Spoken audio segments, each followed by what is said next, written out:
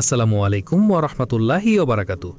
প্রিয় Baliadangi Islamic TV শ্রোতা ও বন্ধুরা, আশা করি আপনারা ভালো আছেন। আজকে যে গল্পটি আপনারা শুনতে যাচ্ছেন, গল্পটির নাম হচ্ছে বন্দিনী, আর আমি আছি আপনাদের সঙ্গে মোহাম্মদ লুবান। এডিট পরিচালনায় রয়েছেন মঞ্জুর আলম, আর গল্পটি লিখেছেন মোর্শেদা হোসেন রুবি। গল্পটি যদি আপনাদের ভালো লেগে থাকে, লাইক কমেন্ট করে চ্যানেলটি সাবস্ক্রাইব করতে ভুলবেন না। তো চলুন বেশি দেরি না করে গল্পে যাওয়া যাক। ম্লান মুখে ব্যাগ গোছাচ্ছিল আরশি। রুমমেট কণা এরই মধ্যে এসে দুবার দেখে গেছে ওকে। এবারে একটা পিরিচে গাজরের হালুয়া এনে আরশির হাতে দিল। এই নে, এটা খেয়ে বল কেমন হয়েছে। আমি এখন কিছু খাবো না রে। কেন, মন খারাপ? আরশি কোনো জবাব দিল না। কণা বলল, তুই আগেই ঢাবড়াচ্ছিস কেন? আগে বাড়ি যা, বাবা মায়ের সাথে কথা বল, পাত্র পছন্দ হলে তারপর ইয়েস বলবি। তোকে দেখে মনে হচ্ছে তোকে ধরে বিয়েই দিয়ে দিচ্ছে। আরশি দীর্ঘশ্বাস ফেলে বলল, আমি সেটা নিয়ে ভাবছি না। ভাবছি আমার বিয়ে হয়ে গেছে এটা জানার পর বাবা আর চাচ্চুর রিয়াকশনটা কেমন হবে। উফ, প্লিজ, ওই পুতুল খেলাটাকে বিয়ে বলে মানতে আমি নারাজ। আরশি, তোর ফুপু একটা জঘন্য কাজ করেছে। দাদাভাইও সাথে ছিল। তো কি হয়েছে? তারা নাকি তোর ভালোর জন্য এটা করেছে। কি যে ভালো করেছে তা তো দেখতেই পাচ্ছি। তোর ওই হুজুর মার্কার রাখাল ভাইটার গলায় তোকে ঝুলিয়ে দিয়েছে, আর সেও তোকে বউ ভেবে আজও বিয়ে না করে বসে আছে। এসব সিনেমায় চলে, বুঝলি, বাস্তবে না। ব্যাগ গোছানোর কাজ শেষে আরশি নিজের বোরকা বের করে গায়ে চড়ালো। স্কার্ফটার একাংশ নাকের উপর টেনে দিল। কণা তাকিয়ে থেকে বলল, অবশ্য হুজুরের বউ হিসাবে তুই পারফেক্ট। হুজুর মিয়া তো এত বছর পর তোকে দেখলে টাসকি খাবে। গায়ে গতরে। চুপ করবি তুই? রাগিস না দোস্ত। হুজুর যখন তোকে বিয়ে করে তখন তো তুই ক্লাস 5-এর ছাত্রী, আর তোর রাখাল হুজুরটা তখন সবে স্কুল পাশ করেছে। তোর দাদার আক্কেলটা খালি দেখি, কি মনে করে তোর মতো একটা বাচ্চা মেয়েকে অমন 8-9 বছরের সিনিয়র লোকের সাথে বিয়ে দিয়ে দিল। কারণটা আমিও নিজেও পুরোপুরি জানি না। যার মা নেই তার এত কিছু জানার অধিকার নেই। এটা কোনো কথা না। তুই এবার গিয়ে ওই রাখাল হুজুরকে বলবি, তুই ওনাকে বারবার রাখাল রাখাল বলছিস কেন? সে একটা খামার চালায়। খামারিরা কি রাখাল? আর কাউকে রাখাল বলার আগে মনে রাখিস, আমাদের নবী থেকে শুরু করে অসংখ্য নবী রাখালি করেছেন। এই পেশাকে কটাক্ষ করার কোনো উপায় নেই, সাবধান। আর বয়সের কথা বলছিস, সেটা এমন কোনো ডিফারেন্স না। আগেকার দিনের মানুষ বয়স নিয়ে এত ভাবত না। সেসব তো মানধাতা আমলের কথা। মানধাতা আমল কেন হবে? এ যুগেই তো কত মানুষ ওই ডিফারেন্সে বিয়ে করছে। শুধু বিয়ে কেন, প্রেম বন্ধুত্ব সবই হচ্ছে। একজন 50 বছরের লোকের সাথে 18 বছরের মেয়ের বন্ধুত্ব বা গেট টুগেদারে তোদের টমক নড়ে না, কিন্তু ওই সম্পর্কটাই বিয়েতে গড়ালে তোদের হায় হায় রব ওঠে। তুই মনে হয় তোর বিয়েটা নিয়ে খুব স্যাটিসফাইড। কিরে, হুজুরে মনে ধরেছে নাকি? সবসময় ফাজলামি ভালো লাগে না। আমি শুধু যা সত্য তাই বলেছি। মনে ধরার কি আছে? সে আমার বড় চাচার ছেলে, তাকে আমি শ্রদ্ধা করি। আর শোন, আমার এটা নিয়ে বারবার কথা বলতে ভালো লাগে না। একদল তো নিজেদের মন মতো করে ধরে বিয়ে করিয়ে দিয়েছে, আরেক দল সেটা নিয়ে টিপ্পনি কাটছে। ছুরির দুদিকেই ধার, কিন্তু কাটছি তো সেই আমিই। আচ্ছা, সরি বাবা, এই মুখ বন্ধ করলাম। এবার বেরিয়ে পড়, নইলে দেরি হয়ে যাবে। সেখানে কি হলো না হলো আমাকে সব জানাস। আমার খুব টেনশন হচ্ছে। আরশি বান্ধবী কাছ থেকে বিদায় নিয়ে বেরিয়ে পড়ল। বাস থেকে নামতেই আকাশের গুড়ুম গুড়ুম শব্দ শুনতে পেল আরশি। একবার আকাশের দিকে তাকিয়ে চারপাশে তাকালো কাউকে দেখতে পাওয়ার আশায়। ওর আসার খবর বাবা জানতেন, কিন্তু ওকে নিতে আসার জন্য বাবা তো আসেইনি, এমনকি কাউকে পাঠায়ও পর্যন্ত না। অথচ বাকি ছেলে মেয়েদের বেলায় তার মনোযোগের অভাব নেই। আরশির চোখ ঝসমসে হয়ে এলো। ফুপিও তো জানে সে আসবে, সেও তো কাউকে পাঠাতে পারত। অবশ্য ফুপির দোষ নেই, এবারই আরশি ফুপির কাছে না গিয়ে নিজের বাড়ি যাচ্ছে। দাদাভাই ওকে দেখতে চেয়েছেন। ভাবতে ভাবতেই ওর সামনে একটা ট্রাক্টর থামতে দেখে চমকে গেল আরশি। সে কিছুটা সংকুচিত হয়ে পথ ছেড়ে সরে দাঁড়ালো। ট্রাক্টর থেকে এক দীর্ঘদেহী লোক নামল, যাকে এক নজর দেখা মাত্রই আরশি চিনে ফেলল। টকটকে গৌরবর্ণের মাঝে অমন খাড়া নাক আর একরাশ কালো দাড়ি আর কার হতে পারে? 2 বছর আগে যেমন দেখেছিল লোকটা তেমনই আছে, কেবল গায়ের রংটা রোদে পুড়ে কিছুটা তামাটে হয়েছে আর দাড়িটা আগের চেয়ে ঘন হয়েছে। এ তো আরশির সেই তথাকথিত স্বামী আরবাজ। আরশি নিকাবটা আরও ভালো করে টানল। আরবাজ লম্বা চড়া সালাম ঠুকে বলল, আপনি আরশি না, জাহেদ কাকার মেয়ে? জি। ও। আরবাজ কি বুঝল কে জানে। মাটিতে রাখা আরশির ব্যাগটা অনায়াসে তুলে নিয়ে বলল, ব্যাস এই? জি। ট্র্যাক্টরে বসতে সমস্যা হবে না তো? আশেপাশে কোনো রিক্সা বা ভ্যানও তো নেই, ট্র্যাক্টর ছাড়া উপায় কি? আরশি দাঁড়িয়ে ইতস্তত করতে লাগল। আরবাজ তাড়া দিয়ে বলল, কই উঠুন। তারপর আরশিকে লক্ষ্য করে দুটো থানিট জোগাড় করে আরশির পায়ের কাছে রাখল। আরশি তাতে পা রেখে উঠে বসল। পথে দুজনে তেমন কোনো কথা হলো না। আরশিকে নামিয়ে দেওয়ার আগে আরবাজ কেবল মধুস্বরে বলল, দাদাভাইকে আমি মন প্রাণ দিয়ে ভালোবাসি, তার অমর্যাদা করার কথা ভাবতেও পারি না। তবু আপনার নিজস্ব ইচ্ছা ভালো লাগা আছে, আপনি যেটা চাইবেন সেটাই হবে। আমি মাত্র কিছুদিন হয় জেনেছি আমাদের বিয়ের কথাটা। মানুন বা না মানুন, দাদাভাইয়ের সামনে কিছু বলতে যেন না। আমি চাই না উনি মনে কোনো কষ্ট নিয়ে যান। আরশি কোনো জবাব দিল না, ব্যাগ নিয়ে ভেতরে চলে গেল। ভেতরে ঢুকতেই বাবার সাথে দেখা হলো। বাবা যেন অনেকটা বুড়িয়ে গেছেন। আরশিকে দেখে তার চোখে পানি এসে গেল। চোখ মুছে বললেন, তোকে দেখে মনে হচ্ছিল যেন সায়রা চলে এসেছে। আরশি কিছু বলল না। সায়রা ওর জন্মদাত্রীর নাম, যিনি ওকে জন্ম দিয়েই দুনিয়া ছেড়েছেন। তারপর থেকেই আরশি ফুপুর কাছে মানুষ, কারণ মা মারা যাবার কয়েক মাস পরেই বাবা সৎ মা ঘরে এনেছিলেন। সেখানে আরশির স্থান সংকুলন হয়নি। তখন থেকেই সে ফুপির কাছেই থাকত। কলেজে পড়তে গিয়ে ঢাকা যেতে হয়েছিল বছর দুয়েকের জন্য। পরীক্ষা শেষে আজই বাড়ি ফিরল সে। বাবার দিকে তাকালো আরশি। দাদাভাই কেমন আছে বাবা? আছে, অবস্থা বিশেষ সুবিধের না। গতকাল উকিল ডাকিয়ে একা ঘরে কথা বলেছে, আমাদের কাউকে কিছু জানায়নি। চিরাচরিত একঘেয়ে সুরে বলল জাহেদ আলী। আরশি আপত্তির সুরে বলল, না জানালই বা, দাদাভাইয়ের যা সম্পত্তি আছে তা তো চাচ্চু ফুপি আর তোমারই। তা তো আছেই, কিন্তু কোন জমিটা কাকে দিচ্ছে লটারি করে নিলে ভালো হতো না? তাছাড়া খামার বাড়িটার দাম গরু ছাগল সব মিলিয়ে কয়েক লাখ টাকা, ওইটা কি আর আরবাজ একা গিলবে নাকি? খামার বাড়িটা তো সেই দাঁড় করালো, ওইটা চাচ্চুদেরই পাওনা। আমি এত সহজে খামারের ভাগ ছেড়ে দেব না, ওই খামারের ভাগ আমারও চাই। আরশি আর কথা বাড়ালো না। বাবা বা বড় চাচ্চু এখনও ওর আর আরবাজের বিয়ের কথা জানে না। জানলে যে কি হবে তা ভাবতে গেলেও গায়ে কাঁপুনি ওঠে। গত বছরই ফুপি ওকে এই সত্যটা জানিয়ে চিঠি লিখেছিলেন। তখনই আরশি সব জানতে পারে। এরপর বাড়ি ফিরে দাদাভাইয়ের কাছে একা পেয়ে ধরেছিল আরশি।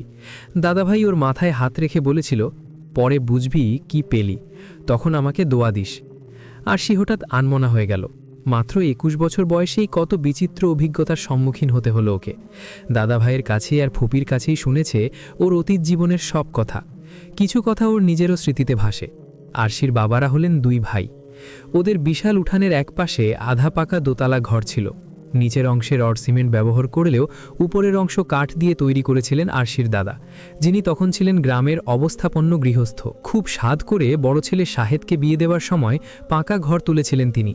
ইচ্ছে ছিল ছেলে মেয়ে বউ নাতি নাতনি নিয়ে তার সুখে দিন কাটাবেন, কিন্তু সে বছরই তার স্ত্রী মানে আরশির দাদি মারা গেলেন। তিনি মারা যাবার পর এই দুই ছেলে শাহেদ আর জাহেদকে নিয়েই ছিল তার সংসার। একমাত্র মেয়ে বিনতিকে পাশের গ্রামেই বিয়ে দিয়েছিলেন। তারও একটাই মেয়ে। বিনতি সপ্তাহান্তে বাপের বাড়ি আসে যায়। এরই মধ্যে বৃদ্ধের ছোট ছেলে জাহেদেরও বিয়ের কথা পাকা হয়ে গেলে সে জেদ ধরল, আমাকেও বড় ভাইয়ের মতো ঘর তুলে দিতে হবে, নইলে সে ছাড়বে না। আরশাদ আলী বলতেন, পুবের ঘরটা তো খালি, তুই বউ নিয়ে তো সেখানেই উঠতে পারবি। কিন্তু ছোট ছেলের জেদ ছিল, বড় ভাইকে যেভাবে ঘর তুলে দেওয়া হয়েছে তাকেও সেভাবেই দিতে হবে। ততদিনে আরশাদ আলীর যৌবনে ভাঁটা পড়েছে। ব্যবসাপাতিও তিনি সেভাবে দেখাশোনা করতে পারেন না, এগুলো সব বড় ছেলেই দেখাশোনা করে। তার স্বপ্নের খামারটাও তার বড় নাতি আরবাজ তখন থেকেই পড়াশোনার ফাঁকে ফাঁকে দেখাশোনা করত, বাবাকে সাহায্য করত। বরং আরবাজের কারণেই আজ খামারটা এতটা প্রসার লাভ করেছে। বৃদ্ধের শরীরও আর আগের মতো চলে না। তিনি ভেবেছিলেন তার বানানো বাড়িতেই দুই ভাই মিলেমিশে থাকবে। পরে সময় করে একসময় শাহেদের তত্ত্বাবধানে আরও ঘর আস্তে ধীরে তোলা যাবে, কারণ নাতি নাতনিরা আছে। এমনিতে তো বাড়িতে ঘরের অভাব নেই। শাহেদের এক ছেলে এক মেয়ে, সে দুটো ঘর নিয়ে থাকে। ছেলে আরবাজ তখন স্কুলে ক্লাস 5-এ পড়ে, ওর মেয়েটা বড়, সে ক্লাস 8-এ পড়ে। ছোট ছেলে জাহেদের জন্য যে পাত্রী দেখা হয়েছিল সে আবার খুব ধার্মিক পরিবারের মেয়ে, সে নিজেও পর্দা করে। ছোট ছেলে সেই সুবাদে সুর তুলেছিল তার বউ যেহেতু পর্দা করে সেহেতু তাকে ঘরদোর সেভাবেই বানাতে হবে। দুই ভাই এটা নিয়ে কিছুদিন মনোকষাকষি চলল। এদিকে ছেলের বিয়ের আর মাস দেড়েক বাকি। সে এরই মধ্যে নিজেই কোথা থেকে কামলা জোগাড় করে বাড়ির উঠানের অপর পাশে ঘর তৈরির কাজে হাত দিল। খরচ পিতার ঘাড়ে ফেলল। বৃদ্ধ কি আর পড়বেন। বিয়ের 10 দিন বাকি থাকতেই সেই অংশের কাজও শেষ করে ছোট ছেলে জাহেদকে থাকতে দিলেন। আরশাদ আলীর একটাই দুঃখ যে তার 2 ছেলের মধ্যে সদ্ভাব নেই, দুজন দুজনকে যেন প্রতিদ্বন্দ্বীর মতো দেখে। এ নিয়ে আরশাদ আলীর মনোকষ্টের শেষ নেই। তিনি মারা গেলে তো এরা একে অপরের মুখ দেখা বন্ধ করে দেবে, এসব ভেবে তিনি সারাক্ষণ দুশ্চিন্তায় ভোগেন। তবে ছোট ছেলে জাহেদের বউটা আবার শুধু পর্দানুসীনই নয়, সে মেয়ে হিসেবেও খুব ভালো মনের মেয়ে। বউ হয়ে আসার কয়েক মাসের মধ্যেই সে বড় ভাইয়ের স্ত্রী সন্তানদের সাথে একটা সুসম্পর্ক গড়ে তোলে। সে আগের মতো কথায় কথায় স্বামীকে বড় ভাই বা বাবার সাথে জেদ মর্জি করে ঝগড়া বাঁধাতে দেয় না। ফলে শেষ বয়সে বৃদ্ধ আরশাদ আলী একটুখানি সুখের মুখ দেখলেন। বাড়িতে এখন আর আগের মতো যখন তখন 2 ভাইয়ে ফাটাফাটি হয় না। বড়টা বকাবকি করলেও ছোটটাকে তার বউ টেনে ধরে বলে, শোনেন, বড় ভাইয়ের মুখে মুখে তর্ক করবেন না। আমাদের রাসূল সাহা বলেছেন, বড় ভাই পিতার সমান, বেয়াদবি কইরেন না। সে 2টা কথা বলছে বলুক, আপনার কোনো ক্ষতি তো আর হয় নাই, সবর করেন, সবরের ফল মিষ্টি। বউটা সর্বদা তার স্বামীকে ওয়াজ নসিহতের উপরে রাখত, বড় ভাইয়ের মুখে মুখে তর্ক করতে দিত না। ফলে বড় ভাইও একটা পর্যায়ে নমনীয় হতে বাধ্য হয়। একা একা বাতাসের সাথে আর কাহাত্মক ঝগড়া করা যায়। তাছাড়া ছেলে মেয়ে বড় হচ্ছে, তারা ঝগড়া পছন্দ করে না। এদিকে বছর না গড়াতেই বৃদ্ধের ছোট ছেলে জাহেদের ঘরে এক ফুটফুটে নাতনি জন্ম নিল। দাদাভাই আরশাদ আলী শখ করে তার নাম রেখেছিল আরশি। ভাগ্যের ভিড়ে জন্মের সময়ই আরশি হারালো তার পুণ্যবতী মাকে। আরশি তখন বড় চাচির কোলেই থাকত। এদিকে বৃদ্ধ আরশাদ আলীর চিন্তা আরও বেড়ে গেল, তার মৃত্যুর পর আরশির কি হবে। ওর বাবা তো নিজেই দিশেহারা, 2 দিন ঘরে থাকে তো হঠাৎ করেই এদিক সেদিক চলে যায়। এরই মধ্যে আরশি গুটি গুটি পায়ে হাঁটা শিখেছে। চাচাতো ভাই আরবাজ আর বোন খুশির কোলেই সে বেশি থাকে। এরই মধ্যে একদিন বলা নেই কওয়া নেই জাহেদ হুট করে বিয়ে করে বউ নিয়ে হাজির। অগত্যা কি আর করা, নতুন বউকে মেনে নিতেই হলো। তবে নতুন বউ আরশির মায়ের ঠিক বিপরীত, লোভী আর মুখরা প্রকৃতির। বৃদ্ধ বেশ বুঝতে পারলেন সামনে আরশির জীবনে সমূহ বিপদ। জাহেদের মতো দায়িত্বজ্ঞানহীনের হাতে তিনি আরশের ভবিষ্যৎ ছাড়তে পারবেন না, তা সে বাপ হলেই কি। এদিকে বছর না ঘুরতেই জাহেদের ঘরে সন্তান এলো। জাহেদ ভুলেই গেল যে আরশি নামে তার কোনো মেয়ে আছে। জাহিদের দ্বিতীয় বউ লায়লা বৈষয়িক বিষয়ে যথেষ্ট সচেতন। সে ইতোমধ্যে জাহেদের জন্য ব্যবসা আলাদা করে দেবার দাবিও তুলেছে। আরশাদ আলীর কথায় বড় ছেলে শাহেদও দ্বিরুক্তি না করে ছোট ভাইকে ব্যবসা বুঝিয়ে দিয়েছে। অবস্থা দৃষ্টে বৃদ্ধ দেখলেন যে আরশির কোনো ভাই বোন নাই। সৎমায়ের ঘরে ছেলে মেয়ে হবার পর তার বাবা তাকে কতটুকু যত্ন করবে তার কোনো ভরসা নেই। এখনই তো বউয়ের কথায় উঠে আর বসে। তিনি যদি আরশের একটা গতি করে না যান তবে ভবিষ্যতেই মেয়েটাকে দেখে রাখার কেউ থাকবে না। তিনি সেদিন বিকেলেই কাউকে না জানিয়ে সদরে চলে গেলেন এক পরিচিত উকিলের সাথে দেখা করতে। ঠান্ডা মাথায় তার সাথে পরামর্শ করে সম্পত্তির ভাগ বাটোয়ারা করে দিয়ে এলেন। তবে কঠিন নির্দেশ দিলেন তার মৃত্যুর আগে যেন এই বাটোয়ারার দলিল পুত্রদের হাতে না যায়। আরশি ধীরে ধীরে বড় হচ্ছিল। সে তখন গ্রামেরই এক মাদ্রাসায় 5ম শ্রেণীতে পড়ে। একদিন ওর ফুপু বিনতি বাবার বাড়িতে বেড়াতে এলেন। সেদিন আরশিকে আরবাজের সাথে খেলতে দেখেই কি ভেবে তিনি বাবার কাছে ছুটলেন। তারপর পুরো বিকাল বাবার সাথে গুজুর গুজুর করে শাহেদের বউয়ের কাছে আসলেন তিনি। বিনতি ভাইবউকে পিতার আশঙ্কা এবং তার একান্ত ইচ্ছের কথাটা জানালেন। ভাইবউ রাহিমা কিছুক্ষণ চুপ করে রইলেন, তারপর বললেন, আপনার ভাই আসুক, আলাপ করে দেখি। তাছাড়া ওরা দুজনেই ছোট। তাছাড়া আরশি থেকে আরবাজ প্রায় 10 বছরের বড়। বিনতি মুখ ঝামটা দিল, তাতে কি, 9-10 বছর একটা বয়স হলো, মানুষের 15-20 বছরের বড় ছোট বিয়ে হয়ে যায়। আরবাজের বাবা নিমরাজি হলেও তিনি ছোট ভাই জাহেদকে বিলক্ষণ চেনেন। আজ তো একটা ঝগড়াটে, ওর দ্বিতীয় বউটা তো আরও পাজি। না, ও ঘরের মেয়েকে তার ঘরের বউ বানানোর ঝুঁকি তিনি নেবেন না। তিনি সোজা বোনকে মানা করে দিলেন, আরশির জন্য বড় চাচা হিসেবে যা করার করবেন, কিন্তু ছেলের বউ বানাবেন না। তার এমন সিদ্ধান্ত নেবার পরপরই আরশি যেটুকুও তার স্ত্রী পুত্রকন্যার তত্ত্বাবধানে ছিল সেটিও বন্ধ হয়ে গেল। শাহেদ বোনকে বললেন, বুবু, প্রসঙ্গটা তুলে ভালোই করেছেন বুবু। আরশিও বড় হচ্ছে, আমার ছেলেও বড় হয়েছে, ওদের একত্রে রাখা ঠিক না। আরশিকে আপনার সাথে নিয়ে যান। আপনার তো একটাই মেয়ে, দুজনকে ভালোভাবে দেখে শুনেও রাখতে পারবেন। বিনতি সেদিনই মুখ কালো করে ভাতিজিকে সাথে নিয়ে বাড়ি চলে এসেছিলেন। তবে একটা কঠিন শপথও করেছিলেন, যা অতি শীঘ্রই তিনি বাস্তবায়ন করবেন। বিনতি তার ভাইয়ের মনোভাব বেশ বুঝতে পারছে। আরশিতে তার আপত্তি না থাকলেও ছোট ভাই জাহেদকে নিয়েই তার যত ভয়। বিনতি আরশিকে সাথে নিয়ে চলে আসার আগ দিয়ে বাবার কানে কিছু মন্ত্র গুজে দিতে ভুলল না। আরশি আর আরবাজকে নিয়ে চরম কিছু করার মহাপরিকল্পনাটা তার মেয়েলি বুদ্ধিরই ফসল। সে এই সপ্তাহের মধ্যেই তার বাবাকে আরবাজকে সাথে নিয়ে তাদের বাড়ি যাবার কথা বলে গেল। বৃদ্ধ তার বেসামাল বুদ্ধিকে কাজে লাগিয়ে ঠিক তার 2 দিন পরই নাতি আরবাজকে সাথে নিয়ে মেয়ের বাড়িতে উপস্থিত হলেন। বৃদ্ধ পিতা তার চতুর কন্যার পরামর্শে আর বিনতির স্বামীর সাহায্যে সেদিনই আরবাজের সাথে আরশির বিয়ে পড়িয়ে দিলেন, এই আশা নিয়ে একদিন এই বিয়ের মাধ্যমেই তারা 2 ভাই স্বার্থের আত্মীয়ে পরিণত হবে। আরবাজ তখন সবে স্কুল পাশ করেছে। বিয়ের অফিসিয়াল ব্যাপার-স্যাপারগুলো সম্পর্কে সে তখনও একেবারেই অজ্ঞ। সে মিলাদ মনে করে টুপি মাথায় দিয়ে বসেছিল। ওইদিকে গ্রাম্য হুজুর গড়গড় করে কালেমা পড়ে যাচ্ছেন। আরবাজকে যতবার আলহামদুলিল্লাহ বলতে বলা হয়েছে সে ততবারই সানন্দে জোরে জোরে আলহামদুলিল্লাহ বলে দিয়েছে। এসবের মধ্যেই আরশি একবার আরবাজের কাছে যেতে চাইলে বিনতি মৃদু ধমকে নিজের কাছে নিয়ে বসলেন।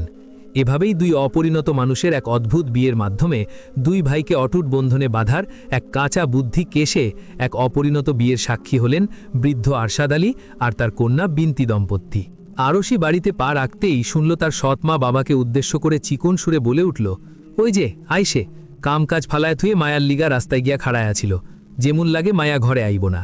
আরশি মাকে সালাম দিলে সে তার জবাব না দিয়ে নিজের মেয়ে আরিফাকে ডাকলেন, দেখ তোগো বড় বোন আইসে আইজ এত বছর পরে, তোগোর লিগা কত কিছু আনছে।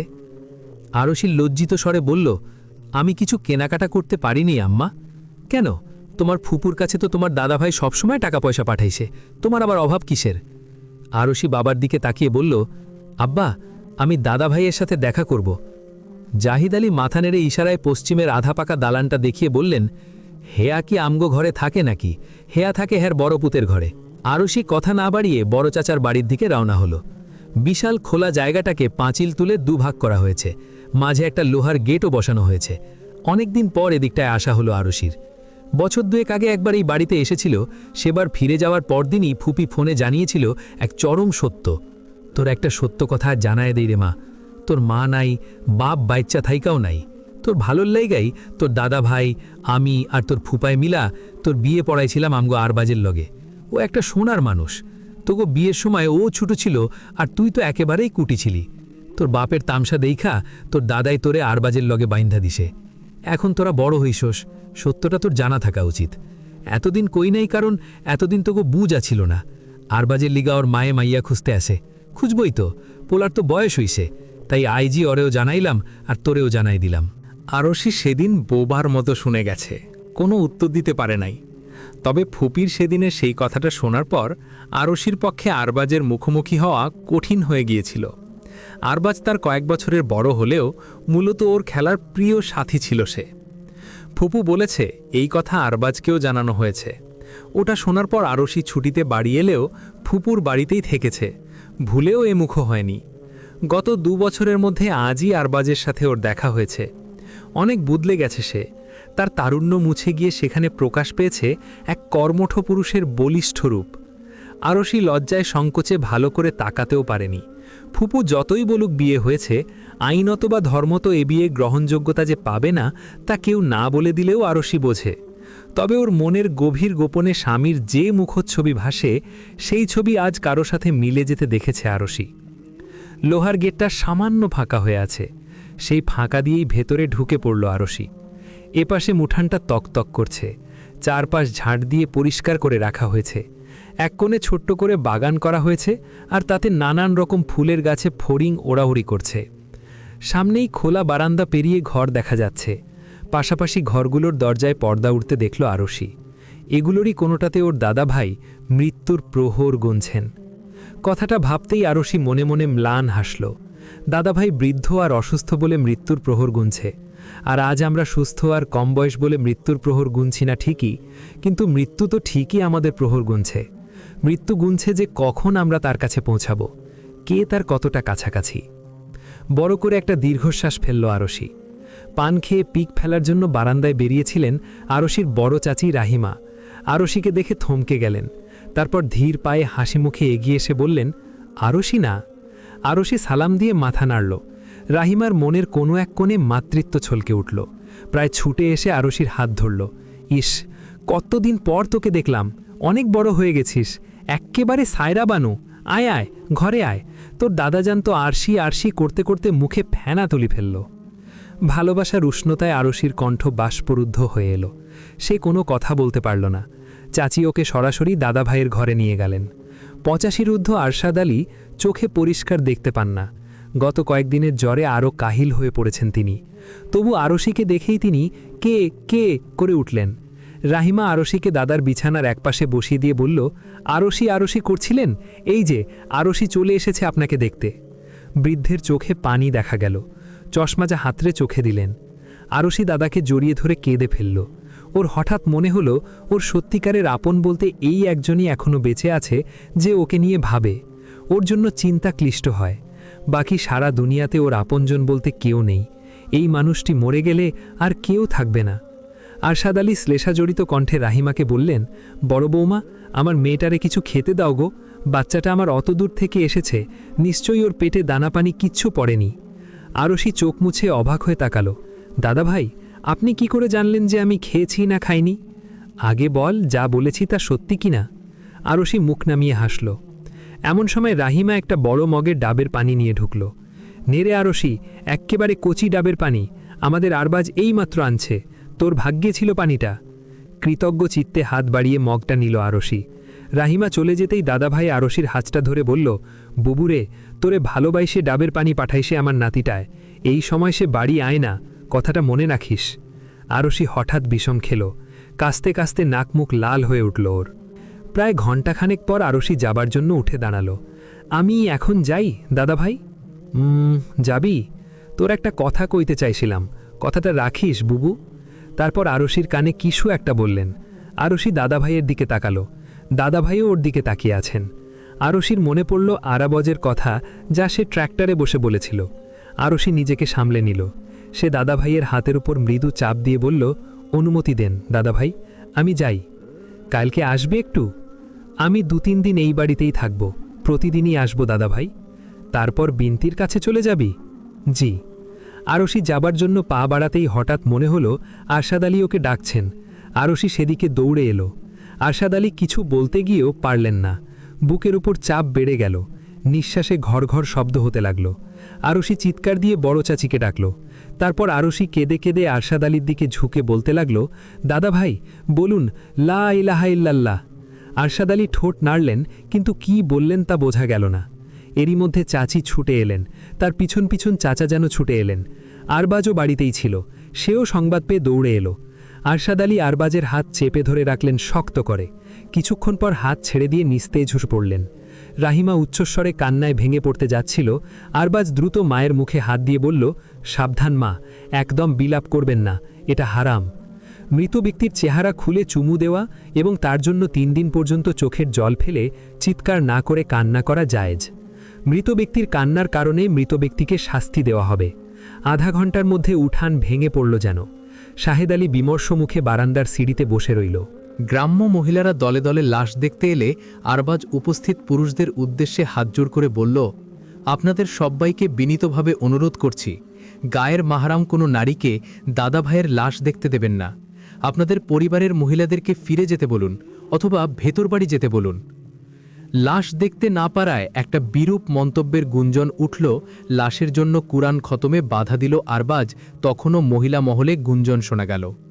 আরবাজ দৃঢ় কণ্ঠে তার মায়ের মাধ্যমে জানিয়ে দিল, মাইয়াতের জন্য কোনো প্রকার কুরআনখানি কলেমা খতম টাইপের কোনো বিদাতকে প্রশ্রয় দেয়া হবে না। কুরআন খতম নিয়ে ছোট কাকা জাহেদ একটা ঝামেলা বাঁধাবার চেষ্টা করলে আরবাজ বিনীতভাবে সবাইকে বুঝিয়ে বলল, আমরা আমাদের মৃতের দাফন জানাজা সেইভাবে করব যেভাবে রাসূল সাহ এবং তার সাহাবায়ে কেরামগণ করেছিলেন, সেভাবেই হবে ইনশাআল্লাহ। ছোট কাকা জাহেদ এর মধ্যেই বলে উঠলেন, তাহলে এত বছর আমাদের বাপদাদারা কি ভুল করে গেছেন? আরবাজ নরম সুরে বলল, বেয়াদবি নেবেন না চাচাজান। ঠিক এই কথাটাই নবীজের চাচা আবু তালিবকে ইসলাম সত্য গ্রহণে বাধা প্রদান করেছিল। তিনি তার পিতামাতার নীতি ত্যাগ করতে পারেননি, কিন্তু তার ইসলামে না আসায় ইসলাম তো থেমে থাকেনি। ইসলাম তার অগ্রযাত্রায় বিজয় নিশান উড়িয়েই চলেছে। এমনতর বিভিন্ন ঘটনার মধ্য দিয়ে আরশাদ আলীর জীবনের দীর্ঘতম অধ্যায় শেষ হল। সবাই একে একে নিজের মতো ঘরে ফিরে গেল। কেউ সেই অসহায়া মেয়েটির খোঁজও নিজ না, যে একা এক নিভৃত কোণে দাদার স্নেহবিজড়িত মুহূর্তগুলো স্মরণ করে নীরবে চোখের জল ফেলছিল।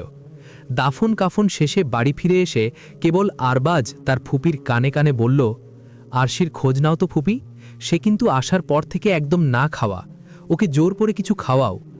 বিনতি একবার শুধু আরবাজের দিকে তাকালেন, কিছু বললেন না, তারপর আরশির খোঁজে চলে গেলেন। এদিকে আরশাদ আলী মারা যাবার পর স্বাভাবিকভাবেই বাড়িঘর ভাগ বাটোয়ারার প্রসঙ্গ এলো। উকিল সাহেবকে খবর দেয়া হলে তিনি বার্ধক্যজনিত কারণে অসুস্থ থাকায় তার পুত্র অ্যাডভোকেট হামিদুল হককে পাঠালেন, ফাইলপত্রসহ। গত কয়েক বছর ধরেই হামিদুল হক তার পিতার সমস্ত মামলার দক্ষতার সাথে পরিচালনা করে আসছে। তিনি প্রথমে একে একে আরশাদ আলীর যাবতীয় স্থাবর অস্থাবর সম্পত্তি উল্লেখ করলেন। তারপর মোট সম্পত্তি 5 ভাগ করে তার 1 ভাগ একমাত্র কন্যা বিনতির এবং বাকি 4 ভাগ 2 ভাগ করে 2 ভাইয়ের নামে ঘোষণা করল। মিসেস আরশাদ আলীর স্ত্রীর গহনাপত্র একইভাবে ভাগ হল। সব ঘোষণা শেষে জাহেদ আলী বলে উঠল, সব তো ঠিক আছে, তো খামার বাড়ির নামও দেহি আনলেন না, ওইটা কি বাজান দান কইরে গেছেনি কাউরে?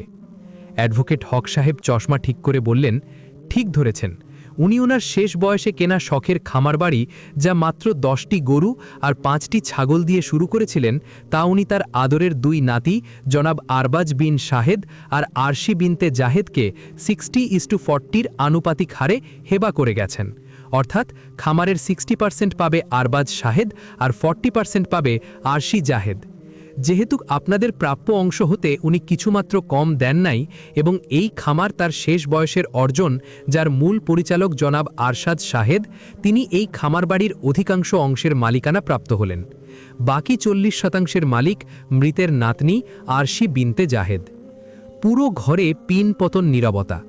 উকিলের বয়ান শোনার পর 2 ভাইই স্তব্ধ হয়ে পড়েছে। শাহেদ আলীর মুখ থমথমে। তার পুত্রের এত কষ্টের অর্জনকে আব্বা 2 ভাগ করে আরশিকে দিল কি মনে করে? কষ্টে তার বুক ফেটে যাচ্ছে। ওইদিকে জাহেদ আর তার বউ মুখ চাওয়াচাওয়ি করতে লাগল।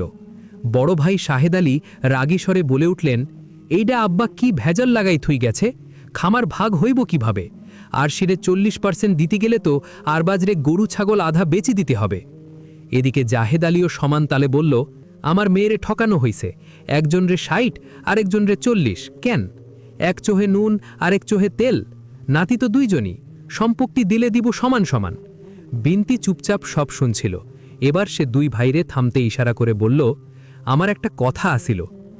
এদিকে আরশি দাদাজানের মৃত্যুতে যথেষ্ট ভেঙে পড়ায় সে অসুস্থ হয়ে পড়েছে, তাই সে এই পারিবারিক বৈঠকে থাকতে পারেনি। সে নিজের ঘরে চুপ করে শুয়ে আছে, আর ওইদিকে আরবাজ এক কোণে বসে মুখ নিচু করে রেখেছে। সব শুনে সে একবার চোখটা বন্ধ করেই স্বস্তির নিঃশ্বাস ফেলে আবার চোখটা খুলেছে। কেউ খেয়াল করলে দেখতে পেত তার ঠোঁটের কোণে মুচকি হাসির রেখা। উকিল সাহেব অনেক আগেই বিদায় নিয়েছেন। ঘরে তখনও 2 ভাইয়ে ছোটখাটো কথা কাটাকাটি চলছিল। এরই মধ্যে জাহেদের স্ত্রী লায়লা চিকন কণ্ঠে বলতে লাগল, নাতি নাতিন কি এই 2 জনই যে তিনি 2 জনরে হেবা কইরে গেছেন? বাকিরা কি গাঙের জলে ভাইসা আইসেনি? এটা কিরাম ইনসাফ? শাহেদ আলী ছোট ভাইয়ের দিকে তাকিয়ে ধমকে বলে উঠল, কিরে, তোর বউ এত কথা কয় কে? বাড়িতে আর বউ ঝি নাই, হেরা কথা কইছে না কথা সব হেই জানে? জাহেদ বউকে ধমক দিল, হেই তুমি চুপ করো, যাও ঘরে যাও। উচিত কথা কইলেই দোষ। লায়লা মুখ ঝামটা মেরে নিজের ঘরে চলে গেল। আরবাজ তার ফুপুর দিকে তাকালো। বিনতি কিছুটা অস্তত করে বলল, তোমরা অকারণে ঝগড়া করতিছ। আব্বাই যা করছে আমাদের ভালো বুঝেই করছে। আব্বা সারা জীবন আরশির জন্যে কাঁদছে। আরশি এক হিসাবে এতিম। আব্বা একটা বিধি ব্যবস্থা কইরা গেছে, এতে আমাদের সবারই খুশি হওয়া উচিত। কি খুশি হব আমরা? শাহেদ আলী তেতে উঠলেন। এই খামার আমার ছেলের ঘামে ভেজা পরিশ্রমের খামার, ফট কইরা আরেকজনরে জুড়ে দিলি তো হইল না। আরশির জন্য তো ওর বাপ বাঁচি আছে, তারে খামারই দিতে হবে কেন? বিষয়টা তো সুজা না, আমার কাছে তো সুজা মনে হচ্ছে না, এর মধ্যে ক্যাচাল আছে। বিনতি ইতস্তত করে কিছু বলতে যাবার আগেই শাহেদ আলীর ফোন বেজে উঠল। সে ফোন ধরেই দাঁড়িয়ে পড়ল। স্ত্রীকে ইশারা করতেই দুজনে বেরিয়ে গেল ঘর ছেড়ে। জাহেদও গজরাতে গজরাতে উঠে গেল। এত পাইছে তাও হ্যাগোর মন ভরে না, আমার মেয়েরে দিছে দেখা হেগো জলে। ঘর খালি হয়ে গেলে আরবাজ বিনতির কাছে এসে দাঁড়ালো। কিছু তো বললে না ফুপি? কি কমু বাজান, তোর বাপ চাচাই যা শুরু করছে, আব্বাই তো মহিরে গিয়ে বাঁচিছে, এখন যত জ্বালা আমার। কথাটা কইতেও ভয় লাগতেছে। হেরা 2 ভাই আসি আমারে কুড়ুল দি 2 টুকরা করব, কেমনে যে কি কই? তাহলে আমার বা আরশির কি হবে? তোর আর কি হবে? আব্বাজান সম্পত্তিটা ফেলাইছে এমন করি যেন তোরা 2 জন 2 দিক যাবার না পারিস। এখন খামার একলা নিজের করে নিতে গেলে আরশিরে তোর ময়ূরে বাইচ্ছে 50 লাখ টাকা দেওয়ান লাগবো। তাছাড়া নিজের ভাগ আরশি ছাড়ি দিলেও ওর বাপে তো ওই ভাগের কানাকঞ্চিও ছাড়ব না। তখন কি করবি তুই ভাইবি ঠিক কর। আমি খামার নিয়ে ভাবতেছি না, আমি আরশির জন্য ভাবতেছি। ওকে দাদাজান আমার করে রেখেছে, আমি এটা ভুলতে পারবো না। এখন আমাদের বিয়েটা পাকাপোক্ত কিভাবে করা যায় সেই ব্যবস্থা করো। এটা দাদাজানেরই ইচ্ছে ছিল যে আরশি আমার বউ হবে, আর এটাই ফাইনাল, এর অন্যথা হবে না। আগেই ক্রেজি অস্ক্যান বাজান, তোর বউ তোরই থাকবো। এমনি করি কইলে মাইনসে তোরে ভুল বুঝবো, কইব খামার বাঁচানির লিগে তুই এসব বলতেছিস। মানুষের গুল্লি মারো, মানুষ আমার মনটা দেখতে পারবে না বলে অনেক কথাই বলবে, কিন্তু তুমি তো জানো গত 2 বছর ধরে আম্মাকে বিয়ের জন্য আটকে রেখেছি, কোনো দিকে আগাইতে দেই নাই। এটা সেটা বলে কত প্রস্তাব ফিরাই দিছি, অন্তত তুমি তো জানো যে আমি কি চাই। তা তো বুঝলাম রে বাজান, এখন তো হেরা সম্পত্তির বন্টিক শুনছে, এখন দেখ না তাগো মুখ দিয়াই কথা বাইর হইব। যদি না বের হয়, আরে হইব সবুর করে বাজান। এত ভাবতে আমার ভাল লাগছে না ফুপি। আমার সাথে আরশির বিয়ে হয়েছে, আর সেটা দাদাজানের দেয়া। আইন বা ধর্মে এটার পরিণতি যাই হোক, এটাই ঠিক থাকবে। আমি ওকে নতুন করে বিয়ে করে সংসার পাতব, ওকে ছাড়া আর কাউকে বিয়ে করার কথা ভাবতে পারছি না। হ্যাঁ, একমাত্র যদি আরশি নিজে রাজি না থাকে তো সেই কথা আলাদা। তার আগে আমার মত বদলাইতে পারবা না তোমরা। তুমি কথাটা আব্বা আম্মারে জানায় দাও। তোর আব্বা আম্মারে একা জানায় লাভ নাই, আরশির বাপের মত থাকুন লাগবো না। তাহলে কি করতে চাও? আমি জানি না রে বাবা। জানো না তো আমাদের বিয়ে দিছিলা কেন? যেই বয়সে তোকে বিয়ে দিছিলাম ওই বয়সও আমার নাই, ওই তেজও আমার নাই। তোর ফুবায় 12 মাস অসুস্থ থাকে, নিজের মাইয়াটারে নিয়ে চিন্তায় মরি। এর মধ্যেই তোগই ক্যাচাল আমি আর পারি না। আমি কাল সকালেই চলে যাব। চলে যাবে মানে? আমাদের এটা সমাধান করবে কে? মাথা খারাপ করিস না তো বাপ, একটু ভাবতে সময় দে। আরশি তো আর পালায় যাচ্ছে না বলে বিনতি বেরিয়ে গেল। আরবাজ 2 হাত কোমরে রেখে দাঁড়িয়ে রইল, ওর কপালে চিন্তার রেখা। আরশি ফুপুর কাছে সবই শুনেছে, শুনে কোনো মন্তব্য করেনি। ফুপি কথার ফাঁকে ফাঁকে আরবাজের একরোখামির কথাও শুনেছে সে। শুনে তার কুমারী হৃদয়ে কাঁপন ধরেছে। কারো চাওয়ার পাত্রী হওয়ার মাঝে যে এত উচ্ছ্বাস লুকিয়ে থাকে তা আজই জানল আরশি। তবে ওর আনন্দে ভাটা পড়তে দেরি হলো না। পরদিন ফুপু চলে যাওয়ার পরপরই সৎমা বাবার কানে নতুন মন্ত্র জপে দিলেন, আরশিরে গ্রামেরই সহজ সরল ছেলে দেখে বিয়ে দিয়ে দাও, আর খামারের ভাগ বিক্রি করে সেখান থেকে আরশির বিয়ের খরচ এবং পাত্রের হাতে তুলে দেওয়ার মতো টাকার ব্যবস্থাও হবে। আবার বাকি টাকা জাহেদ আলী তার ব্যবসায় লাগাতে পারবে। আরশি মেয়ে মানুষ, ও এত টাকা দিয়ে কি করবে? বরং ওর টাকা ওর জামাই পেয়ে যাবে। পরের ছেলেকে এতগুলো টাকা সেধে দেওয়ার কোনো যৌক্তিকতা নেই। লায়লা স্বামীকে গোপনে খামার বিক্রির পার্টি জোগাড়ের পরামর্শ দিল, কারণ আরবা যত টাকা ক্যাশ নগদে দিতে পারবে না। আর এরই মধ্যে উকিল ডেকে খামারের একটা খসড়া হিসাব বের করে ফেলা দরকার। বলা যায় না প্রতিপক্ষ এর মধ্যেই যদি গুরু ছাগল 9-6 করে বসে। কথাগুলো জাহেদ আলীর মনে ধরল। সে আরশির অংশ বিক্রির পায়তারা শুরু করল। আরবাজ ভোরে উঠে নামাজ পড়ে ফেরার পথে প্রতিদিনই খামারে একটা ঢু মেরে যায়। এটা তার নিত্যদিনের অভ্যাস। আজ মসজিদে অনেকটা সময় একা চুপচাপ বসেছিল। মনটা বিক্ষিপ্ত থাকায় গতরাতে ভালো ঘুম হয়নি। মসজিদে বসে থাকায় কিছুটা ভালো লাগছিল, তাই মসজিদের এক কোণে চিত হয়ে শুয়েছিল। মাঝে মধ্যে এটা ইচ্ছে করেই করেও, সুন্নাত ভেবেই করে। তাছাড়া মসজিদের মাটিতে শোবার মধ্যে এক ধরনের আলাদা আনন্দ আছে। আজও শুয়ে শুয়ে তাসবি তাহলিল করছিল। কখন যে চোখটা লেগে এসেছে খেয়ালই করেনি। চোখ মেলতেই দেখল চারিদিকে রোদ ঝলমল করছে। পা চালিয়ে বাড়ি ফেরার পথেই দৃশ্যটা চোখে পড়ল। জাহেদ আলী 2 লোককে তার খামার দেখাচ্ছেন। আরবাজ চুপচাপ দৃশ্যটা দেখে চলে এলো, কিন্তু মনে নানা প্রশ্ন উকি দিতে লাগল। ছোট কাকা কাদেরকে খামার দেখাচ্ছিলেন? তার মতলবটা আসলে কি? তাহলে আরশি কি তার অংশ বিক্রি করে দিতে চায়? কিন্তু এমনটা তো হওয়ার কথা না। নাকি ছোট কাকা নিজের হাতে বিষয়টা তুলে নিয়েছেন? কিন্তু আইনত ওই অংশ বিক্রিতে যেতে হলে আগে আরবাজকে সাধতে হবে। আরবাজের সম্মতির বাইরে ওকে না জানিয়ে সে বাইরে দিতে পারবে না। তাছাড়া আরবাজ তো নিজেও নগদ টাকা দিয়ে আরশির অংশ কিনতে পারবে না। আচ্ছা, এসব কি ভাবছে? বেচা কেনার কথা আসছে কেন? না, আগে বিষয়টা জানতে হবে। মুশকিল হলো আরশির সাথে কথা বলার কোনো সুযোগ নেই। এক কাজ করলে কেমন হয়? ফুপির মাধ্যমে সরাসরি আরশিকে বিয়ের প্রস্তাব দিলে কেমন হয়? না, ফুপি দিয়ে কিছু হবে না, যা করার ওকেই করতে হবে। তবে তার আগে বাবা মায়ের সাথে কথা বলতে হবে, তাদের মাধ্যমেই প্রস্তাব পেশ করতে হবে। ছেলের কথায় শাহেদ আলী ঘাড় বেঁকিয়ে তাকিয়ে বললেন, কি কইলি? আরবাজ একবার মায়ের দিকে তাকিয়ে ছোট্ট নিঃশ্বাস ফেলে মাথা ঝাঁকালো। জি আব্বা, আমি আরশিকে বিয়ে করতে চাই। রাহিমা বোকার মতো একবার বাপ আর একবার ছেলের দিকে তাকিয়ে তারপর সহজ স্বরে বলল, মন্দ কি কইছে? ভালোই তো, বউও পাইলাম, সম্পত্তিও নিজে গো থাকল। মা, শেষ পর্যন্ত তুমিও আমাকে ভুল বুঝলে। আরশির সম্পত্তির জন্য তো ওরে আমি বিয়ে করতে চাই নাই। ওর সম্পত্তি ওরই থাকবে, সেটা বিয়ের আগে হোক কি পরে, ওর জিনিস ওরই থাকবে। তাইলে হঠাৎ বিয়ের ভূত চাপল কি মনে? দেশে কি মেয়ের অভাব? মেয়ের অভাব নেই, তবে ভালো মেয়ের বড় অভাব। আমি আরশিকে বিয়ে করব বলে ঠিক করেছি।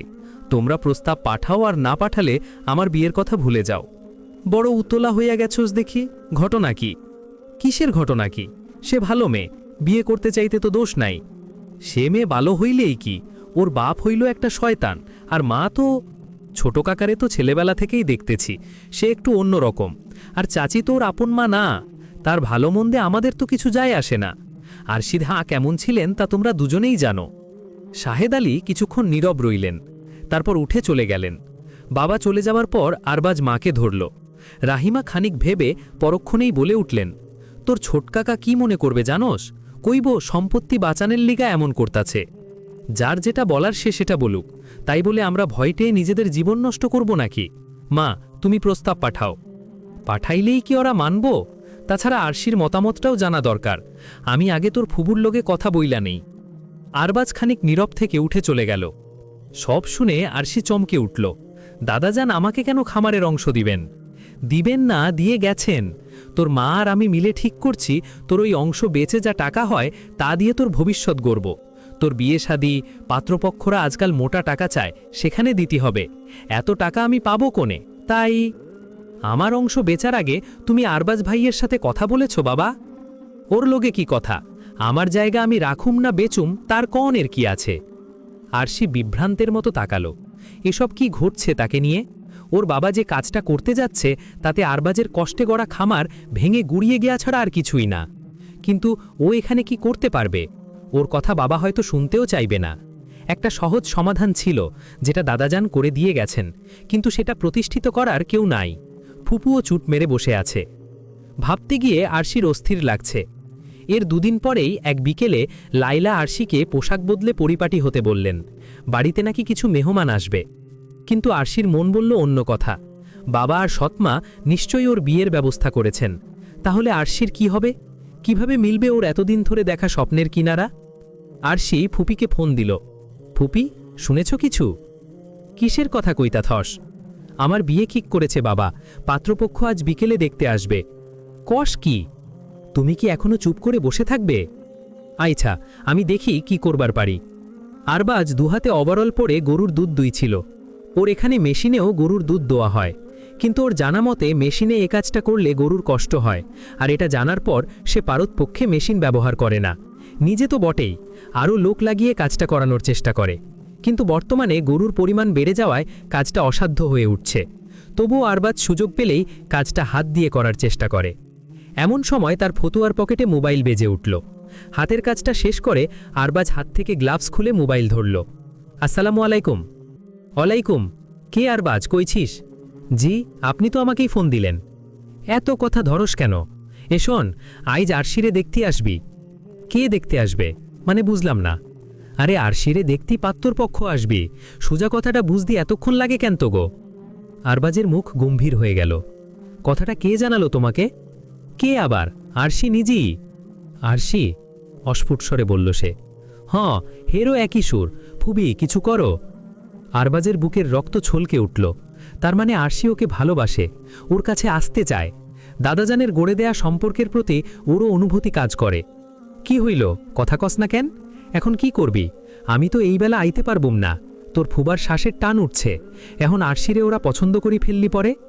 করতেই পারে, সে না পছন্দ করার মতো মেয়ে তো নয়, আপন মনে বলে উঠল সে। ফুপু। ফুপিকে বলল, তুমি যখন আসতে পারবে না তো ফোন দিয়ে লাভ কি? তুমি ঘরে দৌড় দিয়ে বসে থাকো, আমরা মরি চাই বাঁচি, তাতে তোমার কি?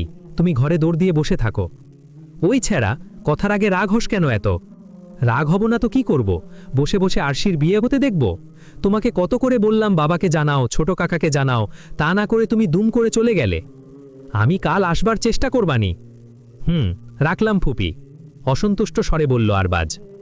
রাগ করিস না বাজান, তোর বিয়া আরশির লগেই হইব, অত ডরাইস না। আরে দেখ না কি হয়। তালগাছ দেখায় দেখায় তো এই পর্যন্ত আনলা। আর কথা বলতে ভাল লাগতেছে না ফুপি, ফোন রাখলাম। আসসালামু আলাইকুম। ফোন কেটে নিচের ঠোঁট দাঁতে কামড়ে ধরল আরবাজ। বাম হাত কোমরে ঠেকিয়ে ফোনের দিকে তাকিয়ে কিছুক্ষণ ভাবল সে। হঠাৎ কি মনে হতে দ্রুত ফোন চাপল আরশির নাম্বারে। নাম্বারটা মাত্র সেদিনই ফুপুর কাছ থেকে চেয়ে নিয়েছিল। আগে ইচ্ছে করেই নেয়নি, কারণ হাতের কাছে থাকলেই ফোন করতে ইচ্ছে করবে, কথা বলতে ইচ্ছে করবে।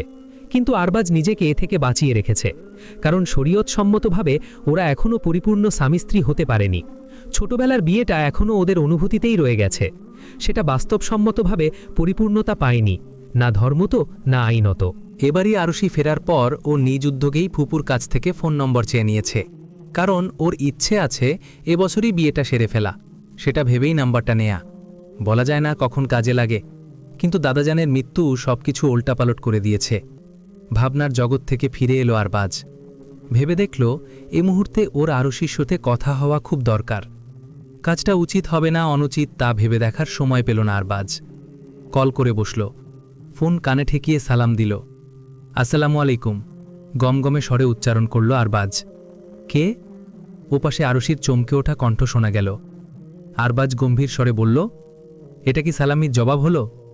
ওয়ালাইকুম আসসালাম মৃদু স্বরে বলল আরশি। কেউ সালাম দিলে তাকে আরও উত্তম রূপে জবাব দিতে হয়। পুরো জবাবটা অন্তত দাও। তুমি কি চাও না অতি সত্বর বিয়ে শাদী করে বাচ্চা কাচ্চার বাপ হই? বরকতের দোয়া থেকে বঞ্চিত করছো কেন? ওয়ালাইকুম আসসালাম ওয়া রাহমাতুল্লাহি ওয়া বারাকাতুহু নিচু স্বরে বলল আরশি। আজ তোমাকে তুমি করে বলছি বলে অবাক হচ্ছ নাকি? নিশ্চুপ। সেদিন তোমাকে পুরোটা সময় আপনি বলে ডেকেছি, তবু তুমি ভদ্রতা করে একবারও বলনি তুমি করে বলতে। তুমি করেই তো বলবেন, আমি আপনার কত ছোট, তাই নাকি? আর তোমার কাজকর্মও তো ছোটদের মতোই। আমি আবার কি করলাম? দাদাজান যে আমাদের দুজনকে এক করে গিয়েছে সে খবর তোমার কাছে নিশ্চয়ই পৌঁছেছে। নিশ্চুপ। উত্তর দাও, চুপ করে থাকবে না। জি শুনেছি। তাহলে আজ কি ভেবে তুমি আরেকজন পুরুষের সামনে পাত্রী সেজে যাচ্ছ? নিশ্চুপ। কথা বলছো না কেন? আমি নিজের ইচ্ছায় যাচ্ছি না। কেউ বাড়ি বয়ে এলে আমার কি করার আছে? দেখো, আমাদের দুজনেরই দাদাজানের সিদ্ধান্তের প্রতি শ্রদ্ধাবোধ থাকা উচিত। উচিত কিনা বলো? জি। তাহলে তুমিই বলো, তোমার কি তাদের সামনে যাওয়া উচিত? বাবা বললে মুখের ওপর না করব কি করে? তার মানে যাবার জন্য তুমি এক পায়ে খাড়া। আরে আপনি এভাবে কথা বলছেন কেন? কে বলল আমি এক পায়ে খাড়া? বাবার সাথে মুখের ওপর তর্ক করব নাকি? আমার সাথে তো বেশ করছো। আপনি আসলে বুঝতে চাইছেন না। আমি আসলে কি বুঝতে চাইছি না? আচ্ছা বাদ দিন, এখন আমি কি করব সেটা বলুন। তুমি ওদের সামনে যাবে না, ব্যাস, একদম যাবে না। কিভাবে ঠেকাবে সেটা তুমি জানো, কিন্তু আমি যেন না শুনি তুমি ওদের সামনে গেছো। গেলে কি হবে? আরশি হাসি চেপে বলল, আমি কিন্তু ঠাট্টার মুডে নেই। আমি ঠাট্টা করছি না। ছোটবেলায় একবার মাথায় গাঁটটা মেরেছিলাম, মনে আছে? এবং সেজন্য যে বড় চাচির হাতে পিটুনি খেয়েছিলেন সেটাও মনে আছে। আর কি মনে আছে? এই যে কথায় কথায় খালি রেগে যান। ছোটবেলা থেকেই দেখেছি এই একটা কাজই আপনি ভালোমতো পারেন। কাজের কাজ তো কিছু করতে দেখলাম না। উস্কাচ্ছিস? জি না, উস্কাচ্ছি না। এখন কিন্তু আমি অনেক কিছুই পারি। খুব ভালো। রাখি এখন। কেন, কেউ এসেছে নাকি? কেউ না, এমনি। তো রাখার জন্য এত ব্যস্ততা কেন? আমার সাথে কথা বলতে ভাল লাগছে না? লাগছে তো। তাহলে রাখতে চাচ্ছ কেন? কেউ এসে শুনে ফেললে মুখের ওপর বলে দিবে যে আমার স্বামীর সাথে কথা বলছি। এবার আরবাজের মুখটা হাসি হাসি হয়ে গেল। আহ, কি আমার স্বামীটা? এতদিন কোথায় ছিলেন? প্রশ্নটা নাটোরের বনলতা সেনও জীবনানন্দকে করেছিল। আজ তুমি আমাকে করলে। উত্তরটা জমা থাক, কখনো সুযোগ পেলে সামনাসামনি দেব। আচ্ছা রাখো এখন। আমাদের বিয়েটা ঠিকঠাক মতো না হওয়া পর্যন্ত তুমি কারো সামনে যাবে না। তোমার কাজ এতটুকুই, বাকিটা আমি দেখব। রাখি তাহলে, মৃদু স্বরে বলল আরশি। দীর্ঘশ্বাস ফেলে আরবাজও একই স্বরে বলল, ভালো থাকো। আসসালামু আলাইকুম ওয়া বারাকাতুহু। এখন একেবারে মন থেকে বলছি, আমিও মন থেকে বলছি, তোমার উপরও অর্থাৎ আল্লাহর শান্তি আর রহমত ও বরকত বর্ষিত হোক। জাওয়া জাকাল্লাহ। এটা আবার কি বললে? বললাম আল্লাহ আপনার বিয়ে করিয়ে দিন। এটা অবিবাহিত লোকদের বলতে হয়। ও বেশ তোয়া তো, জানতাম না। হুজুর মানুষ হয়ে এটা জানেন না কেন? দাড়ি ডাকলেই কেউ হুজুর হয়ে যায় না, ওটা যোগ্যতা দিয়ে অর্জন করতে হয়। আমি এখনও অতটা যোগ্য হইনি। আচ্ছা, এখন রাখি। আসসালামু আলাইকুম বারাকাতুহু। ফুপি নিজের মনে ছটপট করতে লাগলেন। তার একটু গাফিলতির কারণে যদি কোনো রকম বেচাল কিছু হয়ে যায়, তাহলে সারা জীবন নিজের কাছে তো বটেই, আরবাজের কাছেও অপরাধী হয়ে থাকতে হবে। যে কারণে ওর বাবা অত বড় একটা ঝুঁকি নিয়ে ওদের দুজনকে বিয়ে দিয়েছিলেন। আজ কেবল সবাইকে জানানোর ভয়ে সব পণ্ড হতে বসেছে। জাহেদ আরশির ব্যাপারে একজন প্রকৃত বাবার ভূমিকা পালন করছে না। সে কোনো রকমে আরশিকে পার করতে পারলে বাঁচে, নইলে হুট করে কেন আজ পাত্র ডাকবে বাড়িতে? সে এখন তার চতুর বউয়ের বুদ্ধিতে চলা শুরু করেছে। এ নিশ্চয়ই ওই বদমাস মহিলার কূট বুদ্ধি, নইলে রাতারাতি আরশির বিয়ের ধুম পড়বে কেন? বেচারা আরবাজ ওর ওপর অনেক আশা করে বসেছিল, শেষ পর্যন্ত আজ হতাশ হয়ে কথাগুলো বলেছে। না, একটা কিছু তো করতেই হবে। বেশ কিছুক্ষণ ভাবার পর বিনতি সাহস করে জাহেদ আলীর মোবাইলে ফোন দিল। কয়েকবার রিং হওয়ার পর রিসিভ হতেই বিনতি নার্ভাস স্বরে বলা শুরু করল, তোর সাথে একটু জরুরি কথা ছিল জাহেদ, আরশিরে নিয়ে। কিভাবে যে কই, তুই শুনলি পরে চমকে যাবি, কিন্তু না বলেও তো পারতেছি না। তুই কি এখন ঘরে না বাইরে? গড়গড় করে কথাগুলো এক নাগারে বলতে গিয়ে হাঁপিয়ে উঠল বিনতি। অপর প্রান্তে কোনো জবাব না পেয়ে বিনতি আবার থমকে গিয়ে হ্যালো হ্যালো করতে লাগল। কিছুক্ষণ পর লায়লার চিকন কণ্ঠ ভেসে এলো, হ বুবু, কথাটা পরিষ্কার বুঝা যায় না, এখন কন। তুমি আবার কখন ধরলা? দাও জাহেদরে দাও। চমকে গিয়ে বিরক্তি মেশানো স্বরে বলল বিনতি। উনি তো বাসায় নাই, যা কইবার আমারই কন। হ্যাঁ, মোবাইল ঘরে থুইয়া বাইরে গেছে। আর চোখে বাইরের দিকে তাকিয়ে বলল লায়লা। জাহেদ আলী উঠানেই কারো সাথে কথা বলছে, এর মধ্যে ঘরে না এলেই হয়, ভাবছে লায়লা। বিনতি ইতস্তত করে বলল, না থাক, আমার জাহেদকেই দরকার। আমারে কইলে কি সমস্যা বুবু? আমি কি আপনি গো কেউ না? মায়ের পেটের বুন মনে করি কন বুবু, আমি তারে বইলা দিবানি। লায়লার আন্তরিকতায় বিনতি কিছুটা দ্বিধায় পড়ে গেলেন। কথাটা জাহেদ আলীর কানেই সরাসরি দিতে চাচ্ছিলেন তিনি। অবশ্য লায়লাকে বললেও খবরটা তো অন্তত তার কানে যাবেই। যাক, এটাও একদিক দিয়ে মন্দের ভালো। জাহেদ আলীর কটকট করে বলা বাঁকা কথার মুখোমুখি তাকে হতে হচ্ছে না। এখন খবর পৌঁছানোটাই মুখ্য উদ্দেশ্য। খবরটা শুনে হজম হোক, পরে কিছুটা হলেও তেজ কম দেখাবে, কথাটা সয়ে আসবে, এটাই বরং ভালো হলো। লায়লার মারফতই জানিয়ে দেবেন তিনি। ইতস্তত করে বিনতি বলতে শুরু করল, শুনলাম তোমরা আরশির জন্য পাত্তর খুঁজতিছ। এ খবর কার কাছ দি পাইলেন বুবু? খবর তো বাতাসে ভাইসা বেড়ায়। তা আরশিরে অন্য কোনোখানে বিয়ে দেওয়ার আগে জাইনা নাও যে আমগো আরশির একবার বিয়া হয়েছিল, আব্বাই নিজেই ওরে বিয়া দিয়া গেছিল। কথাটা তোমাগো জানাই নাই এতদিন, কিন্তু অহন না জানায়া পারলাম না। চরম বিস্ময়ে লায়লা বলে উঠল, এসব কি কন বুবু? বিনতি এবার সংক্ষেপে আরশির বিয়ের ঘটনা খুলে বলল। সব শুনে লায়লা বলল, এসব বিয়ের কোনো মা বাপ আছে নাহি বুবু, দুইজনেই তখন অবুঝ। কথা সেইটা না, বিয়া হইছে এইটাই বড় কথা। আব্বার ইচ্ছার একটা দাম আছে না? তা তো আছেই। আচ্ছা, আমি আপনার বাইরে সব জানাবানি। আরও দু চারটা কথা সেরে লায়লা ফোন রেখে দিল। তার শ্বশুর যে এমন একটা কাজ করে যাবে তা লায়লার কল্পনাতেও আসেনি। এবার ঠান্ডা মাথায় পুরো ব্যাপারটা নিয়ে ভাবতে বসল লায়লা। এই খবরটা আরশির বাবা দুদিন পরে জানলেও কোনো ক্ষতি হবে না। কত কারণেই তো মানুষ ভুলে যায়, সেও না হয় ভুলে গেল এ কথা। কি মনে হতে মোবাইল অফ করে ড্রয়ারে ঢুকিয়ে রেখে দিল লায়লা। মাথায় নানান চিন্তা ঘুরছে। আরশির বিয়েটা যদি আজই পাকা করে ফেলা যায় তাহলে কেমন হয়? কিছুক্ষণ ভেবেচিন্তে নিজের বাপের বাড়িতে ফোন করল লায়লা, কারণ পাত্রটা তার আপন ফুফাতো ভাইয়ের ছেলে। সে নিজেই ফন্দি ফিকির করে এই বিয়ের কথাটা লাগিয়েছে। এখন আরশির বিয়ের খবরটা প্রকাশ পেলে সব গুবলেট হয়ে যেতে পারে। না, পাত্রকে সব রকম প্রস্তুতি নিয়ে আসতে বলে দিলে আজই আকদ হয়ে যেতে কোনো বাধা নাই। পরে সুবিধামতো বাকি কাজ সারা যাবে, আর একবার বিয়ে হয়ে গেলে কারো কিছু বলার থাকবে না। ফোনে কথা সেরে আরশির ঘরে গেল লায়লা। সে কাঁথা মুড়ি দিয়ে শুয়ে আছে। লায়লা মনে মনে বাঁকা হাসল। যত নাটকই করো না কেন বাছা, বিয়ের ফাঁদ যখন পেতেছি তাতে ধরা তোমাকে পড়তেই হবে। তুমি এখন আমার হাতে বন্দি। এত সহজে এতগুলো টাকা হাতছাড়া করার বোকামি করার পাত্রী লায়লা নয়। আরবাজের সাথে তোমার বিয়ে হলে আম আর ছালা দুটোই যাবে। লায়লা আরশির পাশে বসে কারুণ মুখ বলে বলল, এমন বেদ্যপি মানুষ মুরব্বিগোর সাথে করে? কিসের কথা বলছেন আম্মা? আরশি অবাক হয়ে সৎমায়ের দিকে তাকালো। এই যে তোমার চাচাতো ভাই আরবাজ মিয়ার কথা কই, তোমার বাপের লগে সে কি তর্ক? না, সে খামারের অংশ দিবে না, কিছুতেই দিবে না। তোমার বাপ তারই বুঝাইয়া সারতে পারে না। হ্যাঁ, তোমারে কয়টা টাকা ধরি দিতে চায়। হেরা বাপ মা পুত সবডি এক প্যাট, পুরা খামার গিলবে হেরা। তুই তো কিছুই জানিস না, তোর বাপ চিন্তায় হারারাইতে এই পাশ ওপাশ করছে। এর মধ্যে তোর বিয়ের কামটা এহনে হ্যাঁ যেন জানে পানি পাইছে। আজকাল টাকা পয়সার লোভ ছাড়া কেউ বিয়া করবার চায় না।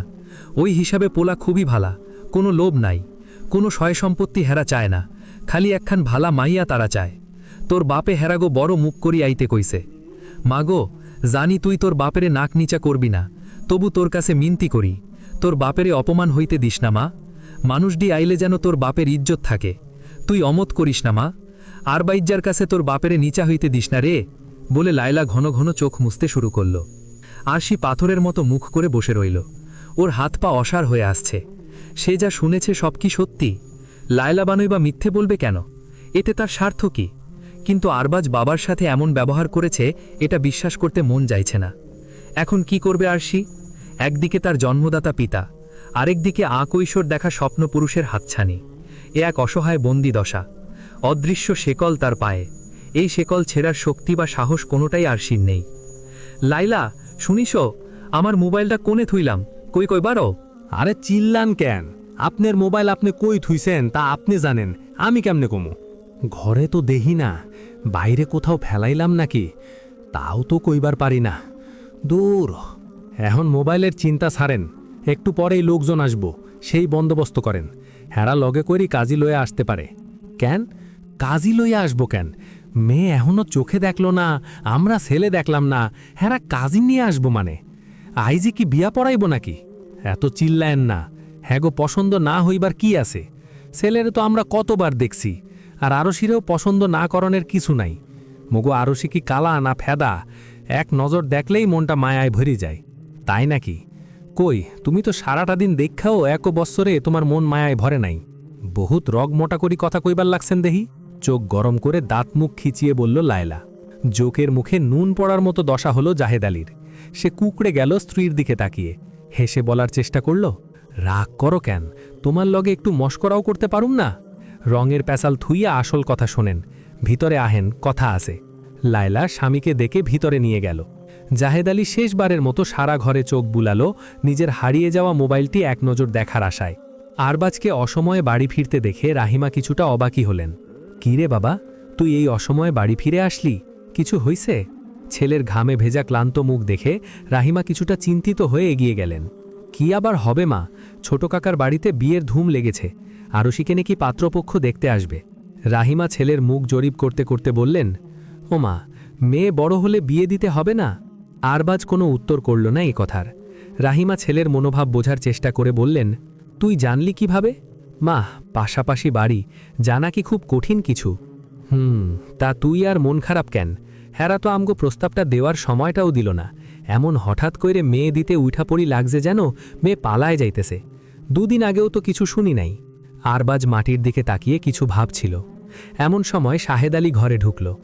আরবাজ উঠে নিজের ঘরে চলে গেল। শাহেদ আলী গায়ের পাঞ্জাবি খুলে স্ত্রীর হাতে দিয়ে বলল, কি কয় তোমার ছেলে? কি আর কইব, মন খারাপ। কেন মন খারাপ কেন? আরশির বিয়া ঠিক হইছে, মানুষজন আইছে ওই বাড়ি, হেই নিয়ে আমার পোলার মন ভাঙছে। শাহেদ আলী চুপ করে শুনলেন, তারপর একটু ভেবে বললেন, একটা জিনিস খেয়াল করছো রাহি? কি জিনিস? জায়গা জমি ভাগকরণ যত সহজ, খামার ভাগাভাগি ততই কঠিন। হইতে পারে আব্বার মনে অগ দুইজনরে নিয়া কোনো স্বপ্ন আসিল, নাইলে আব্বার মতো বিচক্ষণ মানুষ এই রকম ভাগ কইরা গেল, জিনিসটা বুঝে আইল না। দীর্ঘশ্বাস ফেলে রাহিমা বললেন, আমগো আরশি তো মেয়ে মাশাআল্লাহ কোনো অংশে কম না। আব্বার ওর জন্যই খুব চিন্তা করত, পেরেশান হইত। এখন কি কয় কি তোমার পোতে? কি আর কইব, মুখ কালো করি বসি রইছে। নাশটা সাধলাম, ভাত সাধলাম, কয় খিদা নাই। জাহেদ হারামজাদা তো প্রস্তাব নিব না, নাইলে আরশিরে বিয়া করাইতে আমগো কি আপত্তি? ঘরের মাইয়া ঘরেই থাকতো। না, এখন বিয়ার কথা কইতে গেলে কইব খামার বাসানির লাগি প্রস্তাব নিয়ে আইছে। তুমি বৈশানা থাইকা ওর জন্যে পাত্রী দেখো, বিয়া করলে সব ঠিক হয়ে যাইব। এইসব কথা তখন মনেও থাকব না। যেমন লাগে পাত্রী দেহি নাই? আপনার পোলায় একটা পাত্রীও চোখ দিয়া চাইলা দেখছে? সে কোনো মেয়ে দেখতে রাজি না। সের মন পইরা আছে আরশিনগরে। ওই যে কয় না, বাড়ির কাছে আরশিনগর, যেথা পড়শি বসত করে, ওই রকম। বোঝেন না কিছু? রং তো ভালোই জানো। তয় এখন আমরা কি করমু কইতে পারো? অগো মাইয়া দেখতে আইব আইজ, আর আইজ তুমি আমারে এইসব কথা কইতাছ? আগে কইলে একটা কথা আসিল। আগে কইলে কি করতেন? হেইডা এখন কইয়া লাভ কি? আচ্ছা আমারে কিছু খাইতে দাও তো, খুব খিদা লাগছে। রাহিমা ম্লান মুখে উঠে গেলেন। ছেলের কষ্টটা তার বুকে বাজছে। একটা মাত্র ছেলে তার, অতি আদরে মানুষ। ছেলেও তার অবাধ্য না, মায়ের ভক্ত ছেলে। সেই ছেলেকে তার পছন্দের জিনিসটা দিতে না পেরে মায়ের মন মোচড়াবেই তো। খুব কঠিন কিছু তো সে চায়নি, ছোটবেলার সাথীকে জীবন সাথী করে চেয়েছে। আরশিও মেয়ে ভালো, কোথাও কোনো সমস্যা ছিল না। কিন্তু হঠাৎ রাতারাতি আরশির বিয়ের জন্যে উঠে পড়ি লাগলো কেন জাহেদ আলী? মাত্র দুদিন আগেই মেয়ের নামে সম্পত্তির খবর পেল, আর এখনই ভালোমতো খোঁজখবর না করেই মেয়ে বিয়ে দেবার জন্য অস্থির হবার কি আছে? আরশির তো এমন কিছু বয়সও হয়নি, বাচ্চা মেয়ে, তাকে এখনই বিয়ে দেবার মতো কি এমন হলো? এতে ওর সৎমায়ের কোনো হাত কি নেই কে জানে। আচ্ছা, মেয়েটাকে কোনোভাবে ঠকানোর ফন্দি চলছে না তো? দেখা গেল আরশিকে লামসাম কিছু ধরাই দিয়ে বাকি টাকা ওর বাপ নিজের ব্যবসায় নিয়ে ঢোকালো। না হলেও অবাক হবার মতো কিছু নেই। জাহেদ আলীর মাথায় এমন বুদ্ধি নতুন কিছু নয়। এমন প্ল্যান থাকলে আরবাজের কাছে তারা এমনিতেও দেবে না মেয়ে। না, ছেলেকে বোঝাতে হবে, আবেগ দিয়ে দুনিয়া চলে না। এটা যত ভাববে তত কষ্ট পাবে। কালকেই কাল্লুর মাকে ডেকে সুন্দর মেয়ের খবর আনতে বলবে রাহিমা। কাল্লুর মা খুব করিতকর্মা ঘটক, সে বললে সুন্দর মেয়ে ঠিকই খুঁজে বের করবে। এতদিন আরশির আশাই ছিল, এখন তো সেই আশার গুড়ে বালি। দীর্ঘশ্বাস ফেলে স্বামীর জন্যে খাবার বাড়তে লাগলেন রাহিমা। এমন সময় আরবাজ রান্নাঘরে ঢুকল। রাহিমা হাসি মুখে ছেলের দিকে তাকালো। তরেও কিছু খাইতে দেই বাজান? না মা, আমি তোমাকে একটা কথা বলতে আসছি। কথাটা তোমার এবং আব্বার দুজনেরই জানা থাকা উচিত। ফুপুই তোমাদের বলতে চেয়েছিল, কিন্তু নানান পারিবারিক কোন্দল দেখে উনিও কথা বাড়াতে চাননি। কিন্তু এখন কথাটা না বললেই বরং সমস্যা বাড়ছে। রাহিমা ভাতের প্লেট হাতে নিয়ে বিস্মিত চোখে ছেলের কথাগুলো শুনতে লাগলেন। উনার মুখ দৃশ্যতই হাঁ হয়ে গেছে। আরশির সারাগা ম্যাজ ম্যাজ করছে। অবেলায় গোসল করার জন্যই কিনা কে জানে, মাথাটা ভার ভার লাগছে। একটু আগেই লায়লা এসে জানিয়ে গেছে কাপড় বদলে শাড়ি পরতে, কিন্তু আরশির হাত পা যেন নড়াতেই ইচ্ছে করছে না, অবশ মতো লাগছে। আরশি ভেজা চুল নিয়েই বিছানায় কাত হলো। ওর চোখ বেয়ে নেমে এলো গরম পানির ধারা। কি রে, শুয়ে আছোস কেন? ঘরে ঢুকে জাহেদ আলী নরম সুরে জিজ্ঞেস করল। বাবার কণ্ঠ পেয়ে আস্তে করে উঠে বসল আরশি। শরীর কাঁপাচ্ছে তার, জ্বর আসছে কিনা কে জানে, মাথাটা প্রচণ্ড ব্যথা। মেয়ের চেহারা দেখে জাহেদ আলী মেয়ের পাশে বসে বললেন, কি রে, শরীর ভালো না? না বাবা, জ্বর জ্বর লাগতেছে, শুকনো মুখে বলল আরশি। তো কষ কি, এদিকে তোর মা তো বিয়ের আয়োজন শুরু করেছে। বিয়ের? গলা শুকিয়ে এলো আরশির। তারা তো আজ দেখতে আসবে, বিয়ের কথা কখন উঠল? তোর আম্মা বলল মেয়ে পছন্দ হইলি আজই কাবিন করায় ফেলতে চায় তারা। দূরগ্রামে পথ, বারবার আসা যাওয়া কষ্ট, তাই। এসব তুমি কি বলছো বাবা? আরশির চোখগুলো লালচে দেখাচ্ছে। সে হঠাৎ বাবার হাত ধরে বলল, আমি এ বিয়ে করতে চাই না বাবা। আমি কি তোমার বোঝা যে আমাকে বিয়ে দেওয়ার জন্য তুমি অস্থির হয়ে গেছো? এত তাড়াহুড়ো কেন? জাহেদ আলী বিস্মিত হয়ে মেয়ের হাত ধরে বললেন, এই কি, তোর শরীর তো জ্বরে পুইরে যাচ্ছে রে, আগে কোষনি কেন? এখন ওষুধ আনতি লোক পাঠান লাগবো সদরে, ঘরে কিছু আছে কিনা দেখি। না বাবা, আমার ওষুধ লাগবে না, তুমি আমার কাছে বসো বলে বাবার হাত ধরে টান দিতেই জাহেদ আলীর মুখটা অন্যরকম হয়ে গেল। মনে পড়ে গেল অনেক দিন আগের একটি দিনের কথা। সেদিনও জাহেদ আলী এমনি উঠে চলে যাচ্ছিল, আর সায়রা তার হাত ধরে টান দিয়ে বলেছিল, আমার কিছু লাগবে না, আপনি আমার কাছে একটু বসেন। সেই ছিল সায়রার শেষ আবদার। তারপর আর সায়রা তার কাছে ফিরে আসেনি। লেবার ওয়ার্ড থেকেই কবরস্থানে চলে গেছে। প্রচুর রক্তশূন্যতায় ভুগছিল সে। জাহেদ আলী মেয়ের মাথায় হাত রেখে বললেন, ছেলে তোর আপন ফুপাতো ভাইয়ের ঘরের ছেলে, দেখতে শুনতে ভালো, আইএ পাশ দিছে, বাপের ব্যবসা চালায়, তুই সেখানে ভালো থাকবি। আমি মা বেঁচে থাকলে তুমি আমাকে এভাবে পর করে দিতে পারতে না বাবা। আমি এখনই বিয়ের জন্য প্রস্তুত নই। আমার শরীরের অবস্থা তো দেখছ, মাথা ব্যথায় উঠে বসতে পারছি না, অথচ সেখানে তোমরা। তুই ভাবিস না মা, অগরে অপেক্ষা করণ লাগলে ওরা অপেক্ষা করব।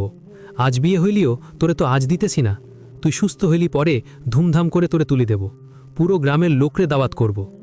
আমি তো এসব চাইনি বাবা, বাবাকে বাধা দিয়ে বলল আরশি। আমি তো দাদাজানের খামার বাড়ির ভাগও নেব না, কানাকড়িও নেব না, ওটা আরবাজ ভাইয়েরই থাকবে। এটা আবার তুই কি কস না কস? তুই ভাগ নিবি না মানে কি? তোর নিজের অংশ তুই নিবি না কেন? না বাবা, দাদা ভাইয়ের মান রাখতে পারলাম না, তার ভাগ নেওয়ার অধিকারও আমার নাই। কি কস না কস? তুই ভাগ না নিলি পরে জামাইরে টাকা দিমু কহানতে? আরশি বাবার দিকে তাকিয়ে শুকনো কাষ্ঠ হাসি হাসল। এইবার তুমি সত্য কথা বলছো বাবা? পাত্র আমারে না, আমার সম্পত্তিরে বিয়ে করতে আসছে, আর তুমি আমাকে সেই পাত্রের গুণাগুণ শোনাচ্ছ। মারে, আমারে ভুল বুঝিস না, তোর ভালোর জন্যই এসব করতেছে তোর মায়ে। আমার মা মরে গেছে, সেই বেঁচে থাকলে কোনোদিন এসব করতো না। আরশির দুগাল লোনা জলে ভাসতে লাগল। হঠাৎ মাথাটা ঘুরে উঠল আরশির, মাথাটা ব্যথায় ফেটে যাওয়ার উপক্রম হয়েছে, বমি বমিও লাগছে। আরশি উঠে বাথরুমের দিকে পা বাড়ালো। সামান্য টলছে সে, মাথায় আবার পানি দিতে হবে। জ্বর মনে হয় বাড়ছে। মেয়ের অবস্থা দেখে জাহেদ আলীর খারাপ লাগলেও কিছু করার নেই। আরশি বাথরুমে যাওয়ার সাথে সাথেই জাহেদ আলীও নিজে উঠে দাঁড়ালো। এমন সময় আরশির ফোন বেজে উঠল। জাহেদ আলী উঠতে গিয়েও বসে পড়লেন। আরশি ততক্ষণে বাথরুমের দিকে চলে গেছে। খানিক দ্বিধাদ্বন্দ্বের পর জাহেদ আলী ফোনটা তুললেন। তার কিছু বলার আগেই ওপাশ থেকে শুনল বিনতির গলা। হ্যালো আরশি, ওখানে কি হচ্ছে কত? তোর বাপের ফোন দিতে দিতে আঙুল ব্যথা হয়ে গেল। হ্যাঁ, ফোন বন্ধ করি রাখছে কেন? এসব চালাকি কি আমি বুঝি না? হ্যাঁ, আরবাজের লগে তোর বিয়ে হইতে দিব না বইলেই আমার কথা শুনতে চায় না, ফোন বন্ধ করি রাখছে। লায়লারে কত করি কইলাম যে জাহেদের একটা ফোন দিতি কও না, সেও তো ফোন দিল না। তোর বাপে গেছে কনে? সারাটা জীবন এমন করি নিজের বাপের কথা অমান্য করি গেছে, শেষকালে কি আর রাখবো? বুবু, তুমি একলাই কথা কবা না মোরেও কিছু কবার দিবা? এ কি, তুই ফোন ধরলি কোন সময়? পয়লাই তো ধরছি, তুমি তো দম বন্ধ করি তুনার কথাই কইবার লাগছো। তো কমু না তো কি করমু? আব্বায় আরশিরে বিয়ে দিথুই গেছে আরবাজের সাথে, তুই কিনা সেই বিয়া ভাইঙ্গা মেয়েরে আরেক জায়গায় বিয়ে দিবার লাগছো। কি কও না কও, আব্বা আবার কবে বিয়ে দিল ওদের? কেন, তোরে লায়লা কিছু কয় নাই? বিকালেই তো তোর ফোনে লায়লার সাথে আমার কথা হইল, তখন তো সবই খুলি কইলাম। এদিকে তোর ফোন এখন আবার দেখি বন্ধ, ওদিকে আরবাজ। বিনতির কথা শুনতে শুনতে জাহেদ আলীর মুখ শক্ত হয়ে গেল। চুপচাপ বোনের সব কথা শুনে সে বলল, আচ্ছা তুমি এখন রাখো, আমি তোমারে পরে ফোন দিতাছি। ফোন রেখে হতবিহবলের মতো ভাবতে লাগলো জাহেদ আলী। বাবা এত বড় একটা কাজ করে গেছেন আর সেই ঘুণক্ষরেও জানল না? তার মানে আরশি সব জেনেই এত অসুস্থ হয়ে পড়েছে। ওদিকে আরবাজও কি জানে? জানলে সে চুপচাপ বসে আছে কেন? বড় ভাই ভাবি কি জানে? এসব কি হচ্ছে? তার মেয়ের বিয়ে আব্বা দিয়ে গেছে আরবাজের সাথে, তার মানে আব্বা ইচ্ছে করেই সম্পত্তিটাও এভাবে ভাগ করেছে যেন আরবাজ আর আরশি এক থাকতে পারে। অথচ আজ তার একটা ভুলের কারণে তার মেয়ে ছিটকে পড়তে যাচ্ছিল আরেকদিকে। কিন্তু লায়লা তাকে একবারও বলল না কেন যে বিন্তিবুবুর সাথে তার কথা হয়েছে? জাহেদ আলী আরশিল ফোন রেখে উঠে স্ত্রীর কাছে গেল। এই, আমার ফোন কো? এতক্ষণ পরে আবার আইসেন ফোনের খবর নিয়া? আপনার ফোন আমি কি জানি? বিন্তিবুবুর সাথে শেষবার কে কথা কইছে, তুই না মুই? লায়লা মনে মনে চমকে গেল। তাছাড়া স্বামীর মুখে তুই শব্দটাও ওয়ার্নিং বেলের কাজ করছে। লায়লা বেশ বুঝতে পারছে যেভাবেই হোক তার স্বামীর কানে বিয়ের খবরটা গেছে, তাই তার মেজাজ এখন খারাপের দিকে। লায়লা আপোষের সুরে বলতে চেষ্টা করল, এত কাজকামের ভিড়ে আমার কি মাথার ঠিক আছে? ফোন কই রাখছি না রাখছি?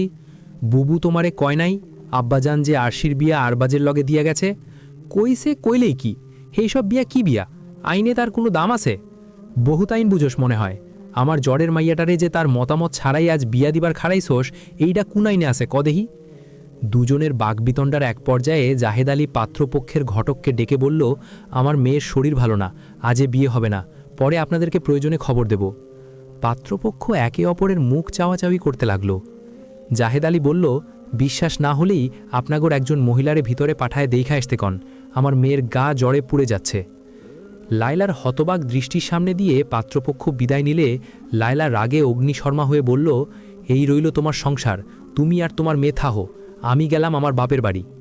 জাহেদ আলী লুঙ্গি ঝাড়া দিয়ে বলল, জলদি যা, আর আবি না কইলাম, ওখানেই থাকবি, দেহি তোর ভাই ভাবিরা কয়দিন তোরে রাখে, যা বাইর হ। লায়লার চোখ থেকে এবার আগুনের বদলে পানি দেখা দিল। তুমি এইটা কইবার পারলা আরশির বাপ? আরও আগে কৌনের কামা ছিল। দুই হাত মাথার নিচে দিয়ে শুয়েছিল আরবাজ। আরশিকে কি ওরা দেখে গেছে, নাকি আরশি তার কথা রেখেছে, যায়নি পাত্রপক্ষের সামনে? এসব জানতে হলে আরশির সাথে কথা বলতে হবে। আরবাজ উঠে ফোনটা হাতে নিল, কিছুক্ষণ চেয়ে রইল ফোনটার দিকে। আরশিকে ফোন করাটা কি ঠিক হবে? তাদের সম্পর্ক কোনো পর্যায়েই নেই, সে এখনও আরশির মাহরাম নয়, তাহলে ফোন করাটা কি ঠিক হবে? গুনাহগার হবে না তো? এমন সময় আরবাজের হাতের ফোনটা বেজে উঠল। আরবাজ চমকে তাকালো। আরশির নাম্বার। আরশি কি সত্যিই তাকে ফোন করেছে?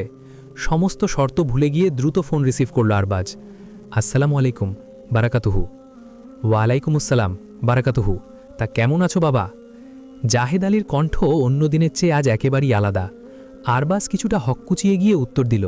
জাহেদ আলী বললেন, আমি এইমাত্র কিছুক্ষণ আগেই সব জানতে পারলাম রে বাপ, তুমিও তো সেই দিন কিছু কইলা না। যাওক, বড় ভাইজানতি বাড়িতেই আছে, আমি ওনার লগে একটু কথা কমু। এদিকে আরশি জ্বরে পড়ে কাতরাইতেছে, কোন দিকে যাই? কি হয়েছে আরশির? জ্বরে মা আমার কাহিল হয়ে পড়ছে, আমি লুৎফর ডাক্তারে নিয়ে আসতেছি। ফোন রেখেই সদরে ছুটল আরবাজ। আধ ঘন্টার মধ্যেই ডাক্তারকে জাহেদ আলীর বাড়িতে ঢুকিয়ে দিয়ে চলে আসছিল আরবাজ। এমন সময় জাহেদ আলী তার কাঁধে হাত রেখে তাকে থামালো। আরবাজ চাচার দিকে তাকাতেই জাহেদ আলী এক অজানা আবেগে ভাইপোকে জড়িয়ে ধরলেন শক্ত করে। আমাগের মাফ করে দিস বাজান। আরবাজ পরম প্রশান্তিতে দু চোখ বুজে রবের দরবারে হাজার শকর আদায় করল। কিন্তু বিনতি আর থাকতে পারেনি। পরদিন সকাল হতে না হতেই সে শাহেদ আলীর বাসায় এসে পৌঁছল। এত সাত সকালে বোনকে দেখে শাহেদ আলী আর রাহিমা দুজনেই কিছুটা বিস্মিত হলেও ব্যাপারটা বুঝতে পারলেন। রাহিমা ছেলের মুখে সবই শুনেছেন। বিনতি চোখের পানি মুছে ভাইকে বলল, আমি তখন আব্বার লগে সায় দিছিলাম আর সিদ্দিক চাইয়া, মেয়েটার মাথার উপর তোমরা চাচা চাচি দুজনে বাপ মা হইয়া থাকবা এই আশায়। কিন্তু নানান ঝামেলায় কথাটা আর কওয়া হয়নি। কথাটা না বইলা ভুল করছো বুবু, অনেক বড় একটা অঘটন ঘইটা যাইতেছিল। আমার পোলা তো আছেই, আরশিডারও মন ভাঙ্গা যাইত। যাওক, আল্লাহ যখন শেষ মুহূর্তে ভুল ভাঙ্গাইছে তাইলে আর দেরি করে লাভ নাই, আজই জাহেদের লগে কথা কইতে হইব। আমি নিজেই আইসা পড়ছি ভাইজান। জাহেদ আলীর কণ্ঠ শুনে শাহেদ আলী আর রাহিমা দুজনেই অবাক হয়ে তাকালো। আমারে মাফ করে দেন ভাইজান, কত বেদ্যুপি করছি আপনার লগে। এইসব কথা অহন বাদ দে, কেমনে কি করবি সেইটা ক, বিয়া আজই হইব। শাহেদ আলী জোরের সাথে বললেন। লায়লা লাজুক মুখে অদূরেই দাঁড়িয়েছিল, তাকেও হাত ধরে টানল রাহিমা। আরশি মা মরা মেয়ে, ওরে কষ্ট দিয়ে আমরা কেউ সুখী হইতাম না লায়লা। আমার ভুল হইয়া গেছে বুবু, মৃদুস্বরে বলল সে। সন্ধ্যের পরপরই কাজী সাহেব এসে পড়ল। সবার সহাস্য উপস্থিতিতে বিয়ে পড়ানো হলে আরবাজের স্মৃতিতে ঠিক আরেকটি দিনের কথা মনে পড়ে গেল। সেই দিন আরশি বিনতির কোলে বসেছিল আর বারবার আরবাজের কোলে আসতে চাচ্ছিল। মনে পড়তেই আপন মনে হেসে ফেলল আরবাজ। সেই দিন থেকে আজ অবধি আরশি তার মনের ভেতরে আসন গেড়ে বসে আছে। বিয়েটা না হলে যে কি হতো তার ভাবতে পারে না আরবাজ। আয়নায় আরশির মুখ দেখার সময়ই দুজনের প্রথম চোখাচোখি হলো। আরশি চোখ নামিয়ে নিল। সে আজ রাহিমা দেওয়া তার বিয়ের শাড়ি আর গহনা পরেছে, অন্য রকম সুন্দর লাগছে তাকে। গতরাতের ওষুধ খেয়ে জ্বরটাও অনেকটা কমে গেছে। তবু আরবাজ ঘরে ঢুকে সালাম দিয়ে প্রথমেই ওর কপালে হাত রাখল স্বাভাবিক ভঙ্গিতে। তোমার জ্বর এখন কেমন? নেই বললেই চলে। আরশিও স্বাভাবিক সুরে উত্তরটা দিলেও আরবাজের ছোঁয়ায়ও কেঁপে উঠল। আরশি সরে যেতে গেলে আরবাজ ওর হাত ধরে কাছে টানল। দু হাতে আরশির মুখখানি তুলে ধরে বলল, অবশেষে পেলাম তোমাকে। আরশি নিজের মাথাটা আরবাজের বুকে ঠেকিয়ে বলল, গত কদিন অনেক দোয়া করেছি, আমার জন্য, দুজনের জন্য। আমাদের দোয়া কবুল হয়েছে। না, তোমার কথা শুনতে চাই আজ, সেই ছোটবেলার মতো। কত কথা যে বলতে তুমি। আরবাজ আরশির কপালে নিজের কপাল ঠেকিয়ে বলল। আরশি মুচকি হাসতে গিয়েও হঠাৎ চমকে উঠল। আরবাজ ওকে আচমকায় পাজাকোলা করে কোলে তুলে নিয়েছে। দুজনের সম্মিলিত প্রচেষ্টায় ওদের খামারটা আরও প্রসার লাভ করেছে। এই অঞ্চলে এটাই সবচেয়ে বড় খামার বাড়ি। লোকজন এখন আরশি খামার বাড়ি বললে এক নামে চেনে। আরশি নিজেও এখন খামারের কাজে আরবাজকে যথেষ্ট সাহায্য করে। তবে গরুর প্রতি ভয়টা এখনও কাটিয়ে উঠতে পারেনি। আরবাজ অবশ্য প্রতিদিনই ওর ভয় ভাঙানোর চেষ্টা করে যাচ্ছে। ওদের দুজনের বোঝাপড়াটাও চমৎকার। আরবাজ খামারের কাজে শত ব্যস্ত হলেও দিনে 4-5 বার আরশির সাথে এসে দেখা করে যাবেই। আরশিকে না দেখলে নাকি ওর অস্থির লাগে। আজও রান্না শেষে শ্বশুর শাশুড়ির ভাত বেড়ে দিয়ে গোসল সারবে বলে নিজের রুমে আসতেই দেখল আরবাজ এসে বসে আছে। ওর সাথে নাকি খুব জরুরি কথা আছে। আরশি ওকে পাত্তা না দিয়ে ড্রয়ার থেকে কাপড় বের করতে লাগলো। আপনার জরুরি কথা আমার জানা আছে। এরকম করলে মানুষ কি বলবে বলুন তো? সবাই আপনাকে স্ত্রৈণ ডাকবে। ডাকুক, এই স্ত্রৈণ শব্দটাই তো ভুল। স্ত্রৈণ মানে বউ পাগল, তাই তো? আমাদের সমাজে বউয়ের জন্য স্বামীর সংবেদনশীল হওয়াকে অপরাধ বলে মনে করা হয়। অথচ আমাদের নবী ঈসা তার স্ত্রীদের হাতে হাতে সাথে সাথে কাজ করে দিতেন, তাদের সাহায্য করতেন, তাদের নিয়মিত সময় দিতেন। এগুলো কেউ করলে সেই পুরুষ সমালোচিত হবেই, বলল আরশি। আরবাজ মৃদু হেসে বলল, দেখো, গোটা পৃথিবীতে একমাত্র তুমি সেই মেয়ে যে আমার জন্যে হালাল। আমার সমস্ত আবেগ তো কেবল তোমার জন্যই তো জমা রাখব। এতে স্ত্রৈণ বলার কি আছে বুঝি না। আমাদের সমাজে সবকিছু উল্টো পথে চলছে। স্বামী স্ত্রীর অনুরক্ত হলেও দোষ, আবার স্ত্রীও স্বামীর একার হয়ে থাকবে, তার জন্যই সাজবে, তারই আনুগত্য করবে, সেটাও সমাজের চোখে কাঁটার মতো বিধে। সেই স্ত্রী নাকি পরাধীন। কিছুটা বিরক্তি নিয়ে বলল আরবাজ। আরশি মুচকি হাসল। আরবাজ ফের বলল, তুমি কি জানো, একবার রসুল সাকে জিজ্ঞেস করা হলো, কোন স্বভাবের মহিলা উত্তম? তিনি বললেন, যখন স্বামী তার দিকে তাকায় তখন সে তাকে আনন্দ দেয়, এবং যখন তাকে কোনো কাজের নির্দেশ দেয় তখন যথাযথভাবে তা পালন করে, আর সে নিজের ব্যাপারে এবং তার মাল সম্পদের ব্যাপারে এমন কোনো কাজ করে না যা স্বামী না পছন্দ করে। নাসাই, বাইহাকি, শোয়াবুল ইমানে। অথচ বর্তমান সময়ে ঠিক এই কাজগুলো যে নারী ঠিকঠাক মতো করবে সে প্রচলিত অর্থে পরাধীন, বন্দিনী। আরশি দু পায়ের আঙুলের ওপর ভর দিয়ে উঁচু হয়ে দু হাতে আরবাজের গলা জড়িয়ে ধরে ওর থুতনিতে চুমু খেয়ে বলল, আমি সানন্দে এই স্বেচ্ছাবন্দিত্ব মেনে নিলাম। আমি চিরজীবন আপনার প্রেমজালে বন্দী হয়েই থাকতে চাই। আরবাজ প্রত্যুত্তরে আরশির কপালে ঠোঁট ছুঁয়ে বলল, আর কেউ না জানুক, আমি তো জানি তুমি বন্দিনী নও, তুমি আমার হৃদয় রাজ্যের রানী। সমাপ্ত।